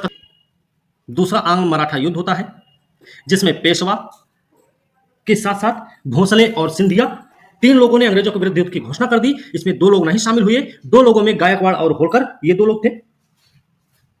इस समय 3 संधियां होती हैं। इसी युद्ध के दौरान ही 3 संधियां की जाती हैं। इन 3 संधियों के बारे में हमको पता होना चाहिए। इन 3 संधियों के नाम भी पूछे जाते हैं। एक तो होती है देवगांव की संधि। देवगांव की संधि किसके साथ होगी भाई? देवगांव की संधि होगी भोसले के साथ। भोसले कब होती है? 1803 में होती भैया। इसमें क्या होता है? देवगांव की संधि में, जो कि भोसले के साथ 1803 में हो रही है, तीनों संधियां अलग अलग हुई हैं और तीनों संधियां 3 लोगों से हुई हैं। देवगांव की संधि के तहत अंग्रेजों को कटक और वर्धा नदी का पश्चिमी भाग प्राप्त होता है। कटक और वर्धा नदी का पश्चिमी भाग प्राप्त हो जाता है देवगांव संधि के तहत। दूसरी संधि होती है सुरजी अर्जन गांव की संधि। सुरजी अर्जन गांव की संधि, यह किसके साथ होगी? तो यह होगी भैया सिंधिया के साथ। सिंधिया के साथ होगी। कब होगी? 1803 में ही होनी है। 1803 में होगी। इसमें क्या हुआ? सुरजी अर्जन गांव की संधि ने क्या कर दिया कि गंगा यमुना दोआब का जो प्रदेश हुआ करता था, राजस्थान का थोड़ा बहुत क्षेत्र था, अहमदनगर का दुर्ग, भड़ौच, गोदावरी, अजंता घाट का क्षेत्र अंग्रेजों को प्राप्त हो गया इस सुरजी अर्जन गांव की संधि के तहत। जो किसके साथ? सर सिंधिया के साथ और किसके साथ है? सिंधिया और अंग्रेज। देवगांव की संधि भोसले और अंग्रेज के बीच हुई। सुरजी अर्जन गांव की संधि सिंधिया अंग्रेज के बीच हुई है। 1803 में ही हो रही है सब। एक तीसरी संधि भी होती है और उस तीसरी संधि का नाम है राजपुर घाट की संधि। राजपुर घाट की संधि यह किसके साथ होगी? यह होगी होलकर के साथ। होलकर के साथ हो रही है। कब हो रही है? 1805 में, युद्ध समाप्त होने के बाद। इस संधि में क्या होगा? इस संधि में अंग्रेजों के बीच हुई, अंग्रेज और होलकर के बीच में हुई। इसमें चंबल नदी का उत्तरी क्षेत्र और बुंदेलखंड का क्षेत्र अंग्रेजों को प्राप्त हो। बुंदेलखंड कहां पड़ता है? उत्तर प्रदेश का 7 जिला और मध्य प्रदेश का 17 जिला इसमें आता है करीब। मतलब मेरे ख्याल से 22-24 जिले इसमें आते हैं। यूपी के जिलों के बारे में देखेंगे तो इलाहाबाद, बांदा, हमीरपुर, चित्रकूट, झांसी, ललितपुर, ये जिले हैं आपके बुंदेलखंड में यूपी के। और उधर भिंड, मुरैना, ग्वालियर, जबलपुर, रीवा, सतना, ये जो जिले हैं ये सब आते हैं अपने बुंदेलखंड सर में। दोनों राज्य के बीच में है, हाँ, मतलब दोनों राज्यों में फैला हुआ है। संधियां हुई हैं भाई द्वितीय आंग्ल मराठा युद्ध के दौरान। अब यहां पे एक तो बसीन की संधि के लिए हमने पढ़ा था कि जो कि अपमानजनक संधि रही, जिसने क्या किया, मराठों को नेस्तनाबूद किया, खत्म नहीं किया था लेकिन उनको कहीं का छोड़ा भी नहीं था। एक दूसरा आंग्ल मराठा युद्ध भी एक ऐसा युद्ध रहा जिसने मराठा शक्ति का अंत नहीं किया था लेकिन मराठा शक्ति को कमजोर जरूर कर दिया था। जब मराठा शक्ति की बात आएगी तो मराठा संघ की बात आएगी। इंदौर, ग्वालियर, बड़ौदा, नागपुर, सबकी बात उसमें आएगी। फिर उसके बाद लास्ट में इसमें एक नाम है, सिडनी करके नाम है उनका। तो उन्होंने एक चीज बोली थी कि संधि के फलस्वरूप कंपनी को प्रत्यक्ष अप्रत्यक्ष रूप से भारत का साम्राज्य प्राप्त हो गया था। सिडनी कोई थे, सिडनी ने कहा था इस संधि के, इस युद्ध के बाद कि ब्रिटिश को या अंग्रेजों को या कंपनी को प्रत्यक्ष या अप्रत्यक्ष रूप से क्या मिल गया था? भारत का साम्राज्य प्राप्त हो गया, है ना। जब ये आपका तीसरा आंग्ल मराठा युद्ध लड़ा गया उस समय भारत में जो गवर्नर जनरल था उसका नाम था लॉर्ड हेस्टिंग्स, है ना। उधर वॉरेन हेस्टिंग्स, इधर लॉर्ड हेस्टिंग्स। लॉर्ड हेस्टिंग्स को खास करके भारत में पिंडारियों के दमन के लिए जाना जाता है। आप लोगों को ये बात पता होनी चाहिए, है ना। हेस्टिंग्स है, इतना याद रखना। किसके लिए जाना जाता है? पिंडारियों के दमन के लिए। तृतीयांग मराठा युद्ध की बात करते हैं। देखो ये कोई तृतीयांग मराठा युद्ध ऐसे तो था नहीं, ये शुरू हो जाएगा। बेलेजली की सहायक संधि चल रही थी। बेलेजली के बाद अंग्रेजों ने जो नीति अपनाई वो अहस्तक्षेप और तटस्थता की नीति थी। अहस्तक्षेप और तटस्थता का मतलब है हमें कुछ नहीं करना है, हम एकदम शांत बने रहेंगे, है ना। यह नीति लॉर्ड हेस्टिंग्स के आने तक जारी रही है। वेलेजली जब गया है तो वेलेजली के जाने से लेकर लॉर्ड हेस्टिंग्स के आने तक अंग्रेजों ने अहस्तक्षेप और तटस्थता की नीति का पालन किया। लेकिन लॉर्ड हेस्टिंग्स के आने के बाद क्या हुआ कि उसने भी वेलेजली की जो साम्राज्यवादी नीति थी ना उसी को आगे बढ़ाने की कोशिश की। ठीक है, ध्यान रखना। लॉर्ड हेस्टिंग्स वेलेजली की ही नीति चला रहा था, साम्राज्यवादी नीति का पालन कर रहा था। हेस्टिंग्स जब भारत में आता है तो इसने अंग्रेजी श्रेष्ठता को साबित करने में लग गया। ये अंग्रेजी श्रेष्ठता को साबित करने में लग गया जब ये भारत में प्रवेश लिया है। कैसे साबित करेगा कि हम सर्वोच्च हैं? ऐसे तो बैठे बैठे बोलेगा, गोटी फेंक के तो थोड़ी ना कोई मानेगा, कुछ ना कुछ करना पड़ेगा, दिखाना पड़ेगा उसको, ठीक है ना। तो फिर क्या करेगा? अब इसने जो मराठा क्षेत्र में पिंडारी हुआ करते थे, पिंडारी कौन थे? एक कौन सा युद्ध बता रहे थे कल हम आप लोगों को? छापामार वाला युद्ध, गोरिल्ला युद्ध। गोरिल्ला युद्ध में निपुण थे ये लोग। पहाड़ियों में छिपकर लड़ाई कर लेते थे, लूटपाट मचा लेते थे, भाग जाते थे जंगल में। इस बात से अंग्रेज भी बड़े परेशान थे। क्षेत्र में अस्थिरता का माहौल बना हुआ था। वही थे जो मराठों की एक शक्ति के रूप में स्थापित थे, अभी तक मराठों को संभाल रहे थे। हेस्टिंग्स को यह बात समझ में आ गई कि अगर मराठों की शक्ति समाप्त करनी है तो हमको पहले पिंडारियों को खत्म करना पड़ेगा। पिंडारियों को खत्म करने का इसने एक जिम्मा उठाया और उस अभियान में पिंडारी जो मराठों की सेना में शामिल थे उन्हीं को समाप्त करने के लिए तृतीय आंग्ल मराठा युद्ध का बीज बोया गया। ठीक है ना। असल में क्या है कि अगर पिंडारियों का दमन करना है तो मराठों की, क्योंकि फौज में ही वो लोग शामिल हैं, मतलब होगा मराठों पर आक्रमण करना पड़ेगा तब पिंडारी खत्म होंगे। इतना आसानी से समाप्त नहीं हो सकते। तो जाहिर सी बात है मराठे भी ऐसे नहीं बैठेंगे। आमना सामना हुआ दोनों पार्टियों का आमना सामना हुआ और दोनों पार्टियों ने युद्ध लड़े तृतीय आंग्ल मराठा युद्ध के रूप में। क्या हुआ? हेस्टिंग्स ने क्या किया? तृतीय आंग्ल मराठा युद्ध के दौरान की बात कर रहे हैं। वॉरेन हेस्टिंग्स ने, सॉरी, लॉर्ड हेस्टिंग्स ने क्या किया? हेस्टिंग ही लिख रहे हैं, लॉर्ड क्या लिखेंगे? कोई भगवान नहीं थे, नहीं, ठीक है, तो थोड़ा सा ध्यान रखना। हेस्टिंग्स ने क्या किया? 3 लोगों के साथ संधि कर रहा है। पेशवा, पेशवा के साथ संधि करा, संधि किया। नागपुर, नागपुर में कौन है? तो पेशवा के साथ संधि कर रहा मतलब पुणे के साथ संधि कर रहा होगा, दूसरा नागपुर के साथ कर रहा मतलब भोसले के साथ संधि कर रहा होगा, और तीसरा कर रहा है सिंधिया के साथ। इन 3 के साथ संधि करा इसने इसी तीसरे आंग्ल मराठा युद्ध के दौरान। और कैसी संधि रही? अपमानजनक जैसी, ठीक है। अब नागपुर में जिसने संधि पर साइन किया है उसका नाम क्या है? उसका नाम है अप्पा साहब। अप्पा साहब, अप्पा साहब अंग्रेजों के बीच में संधि हुई है। नागपुर की संधि, सिंपल सा याद रखो, नागपुर की संधि है, अप्पा साहब के साथ हो रही है। कब हुई है ये हुई है 1816 में। कब से कब तक लड़ा गया युद्ध? 1619 के बीच में ना। एक दूसरी जो संधि हो रही है पेशवा और सिंधिया के साथ, जो संधि हो रही है पेशवा और सिंधिया के साथ जो संधि हुई वो हुई 1817 में, ठीक है। अब इस अपमानजनक संधि ने साथ ही साथ अंग्रेजों की जो कार्यवाही रही पिंडारियों के विरुद्ध, इन सब चीजों ने मिलकर, आपसे पूछा जा सकता है प्रश्न कि तृतीय आंग्ल मराठा युद्ध का तात्कालिक कारण क्या था? तो तृतीय आंग्ल मराठा युद्ध का तात्कालिक कारण है इन तीनों के साथ की गई अपमानजनक संधि और साथ ही साथ पिंडारियों के विरुद्ध अभियान। इन्हीं के फलस्वरूप तो हो रहा है तृतीय आंग्ल मराठा युद्ध। इसमें ब्रिटिश सेना विजयी हो गई। तृतीय आंग्ल मराठा युद्ध ब्रिटिश सेना विजयी हुई। तृतीय आंग्ल मराठा युद्ध में पेशवा को किरकी, पेशवा से जो लड़ाई हुई, किरकी का युद्ध लिख लो, चाहे किरकी का युद्ध लड़ा गया। पेशवा और अंग्रेजों के बीच में किरकी, क से कबूतर है, किरकी का युद्ध लड़ा गया। इसमें परास्त हुए ये।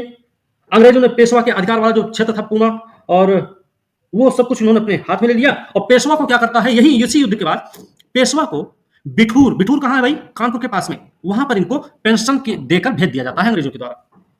कि दिमाग पे ज्यादा जोर मत डालो। पेशवा के साथ किरकी का युद्ध हुआ, किरकी के युद्ध में पेशवा पराजित हुआ। इसके बाद पेशवा को भेज दिया जाता बिठूर में। फिर दूसरा जो युद्ध हो रहा है भोसले के साथ। भोसले के साथ कौन सा युद्ध होगा? भोसले के साथ हो रहा है सीताबर्डी का युद्ध। सीताबर्डी का युद्ध हुआ भोसले के साथ, यहां पर भोसले पराजित हुआ। होलकर के साथ कौन सा युद्ध हो रहा है? होलकर के साथ भी हमको कौन सा युद्ध हो रहा है वो भी पता होना चाहिए। तो होलकर के साथ जो युद्ध हुआ है वो है महीदपुर का युद्ध हो रहा है। Very good. तो इस महीदपुर के युद्ध में इनको पराजित किया गया। मतलब यह हुआ कि इस तीसरे आंग्ल मराठा युद्ध ने मराठा साम्राज्य को, क्या, मराठा संघ को ही विघटित कर दिया। और इसी आंग्ल मराठा युद्ध ने क्या किया? अंग्रेजों को भारत में सर्वोच्च शक्ति के रूप में स्थापित किया। ठीक है। कई सारे, देखो, प्रश्न के तरीके कई सारे हो सकते हैं आपके सामने। प्लासी के युद्ध से शुरू हुआ ब्रिटिश कंपनी का साम्राज्य अंततः आंग्ल मराठा युद्ध तक आते आते भारत की सर्वोच्च शक्ति के रूप में स्थापित हो गया। कैसे इसको लिखेंगे, इस प्रश्न को? या फिर प्लासी के युद्ध ने तो सिर्फ जन्म दिया था, कंपनी के साम्राज्य को सिर्फ जन्म दे दिया था, अंततः तृतीय आंग्ल मराठा युद्ध ने इस कंपनी के साम्राज्य को जवान कर दिया। कर ही दिया ना भाई, तभी ना पूरा बात समझ आया ना। तो थोड़ा सा बताने का तरीका समझो।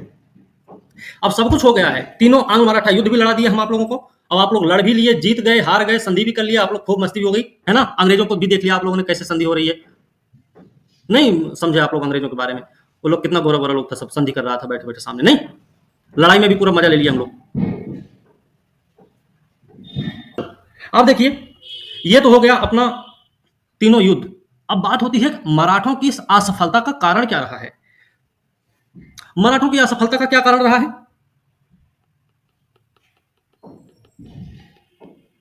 असफलता का कारण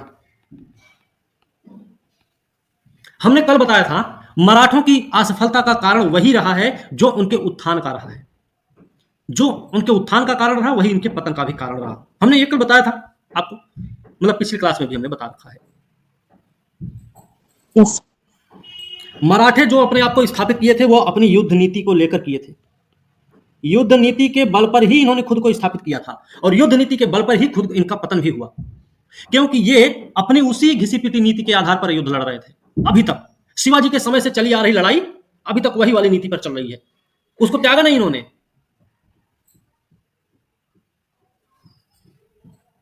ठीक है, और इसमें जो कुछ थोड़ा बहुत उन्होंने त्याग दिया उसमें पैदल से ना, ये फ्रांसीसियों के और पुर्तगालियों के क्या हुआ, उनमें तोप खाना बंदूक फंदूक वाला इस्तेमाल भी करने लग गए। ठीक है, हो सकता था कि अगर ये उसी युद्ध नीति पर अपने चले होते, गुरिल्ला सिर्फ और सिर्फ गुरिल्ला युद्ध नीति पर ही चले होते, तो हो सकता था कि ये अपना साम्राज्य थोड़ा लंबा चौड़ा खींच भी लेते। लेकिन इन्होंने अपने यहां यूरोपीय पद्धति को प्रवेश दिलाकर अपने साम्राज्य को इन्होंने खोखला भी बना दिया। हो सकता था कि अगर इन्होंने यूरोपीय पद्धति को नहीं प्रवेश दिया होता तो इनका साम्राज्य में कोई षड्यंत्र जैसी स्थिति नहीं होती, षड्यंत्र जैसी बदबू नहीं आने लगती, यह भी हो सकता था। इसके अलावा योग्य नेतृत्व का अभाव था इनके यहां। नाना फडणवीस जैसा योद्धा, ठीक है। इसके बाद इनमें जो एक गुटबंदी जैसा कुछ चल रहा था, गुटबंदी जैसा काम, वो गुटबंदी भी इनके विघटन का कारण रही है। इस गुटबंदी में क्या हुआ, सबने अपने स्वार्थ के लिए लड़ाई शुरू की। इस गुटबंदी ने स्वार्थों को बढ़ावा दिया, सबके स्वार्थ को बढ़ावा दिया, अपने अपने स्वार्थ को बढ़ावा दिया, सब अपने अपने क्षेत्र को बचाने में लग गए, है ना। जैसे गायकवाड़ अपना देख रहा है, होलकर अपने देखेंगे, सिंधिया अपना देख लेंगे, भोसले अपना देखेंगे, फिर सब अपना अपना संभालने में लग गए हैं। इस गुटबंदी ने भी इनकी असफलता में महत्वपूर्ण भूमिका निभाई। इसके अलावा अंग्रेजों की नीतियां भी कुछ थी। अंग्रेज जैसे जो थे ना, अंग्रेजों की नीति, एक बात हम बोलते हैं बार बार कि अंग्रेज अनुशासन प्रिय थे। अनुशासन प्रियता उनको बड़ी पसंद थी। उनकी नीतियां हम उसमें लिख सकते हैं,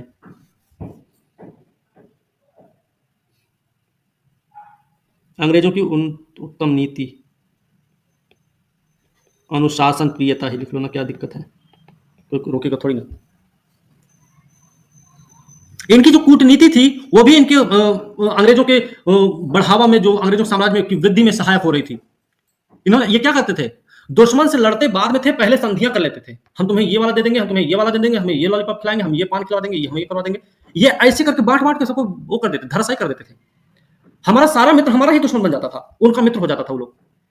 अब अगर उनका मित्र ना भी बन रहा तो हमारा भी कोई मित्र नहीं रहता था। इतनी अच्छी कूटनीति थी उनकी। इस कूटनीति के बल पर उन्होंने मराठों को हराया था। बात करें मराठों की नौसेना का, तो मराठों की जो नौसेना थी उस मामले में मराठों के पास नौसेना कहां थी, उनकी मराठों के पास थी, उनके पास अंग्रेजों के पास अच्छी खासी थी। यूरोपीय कहते भी थे जिनका समुद्र पर राज हो गया उनका भारत पर राज रहेगा। तो ब्रिटिशों का हुआ समुद्र पर राज, उनकी नौसेना बहुत मजबूत थी, उन्होंने पकड़ मजबूत बनाए रखी, कभी छोड़ा ही नहीं उन्होंने। इनकी जो चौथ और सरदेशमुखी की नीति थी ना, इसने आसपास के जो इनके पड़ोसी दोस्त हुआ करते थे, मित्र यार हुआ करते थे, राजे रजवाड़े हुआ करते थे, इन सबको मराठों के विरुद्ध कर दिया था चौथ और सरदेशमुखी ने। इनकी जो कूटनीति, इनकी जो नीतियां थी, जो लूट खसोट वाली नीति थी, इस लूट खसोट वाली नीति ने भी इनके आपसी संबंधों को बिगाड़ रखा था। एक चीज और याद रखना, इनके पास कोई भी स्थिर आर्थिक नीति नहीं थी। मराठों के पास लूट खसोट पर ही रहते थे, लोग आश्रित थे लूट खसोट पर। तो लूट खसोट पर ही जब इनका आर्थिक क्रियाकलाप चल रहा है तो भैया कहां से छोड़ देते, और जिसके आधार पर अन्य राजा रजवाड़ों से क्या हुआ, इनकी दुश्मनी ही रहती थी। तो स्थिर आर्थिक नीति का भी अभाव रहा है, ठीक है ना। ये कुछ इसके कारण रहे हैं जिसकी वजह से मराठा साम्राज्य का, सॉरी मराठा संघ का पतन हुआ है। ठीक है, बात क्लियर हुई भाई सबको? जी सर।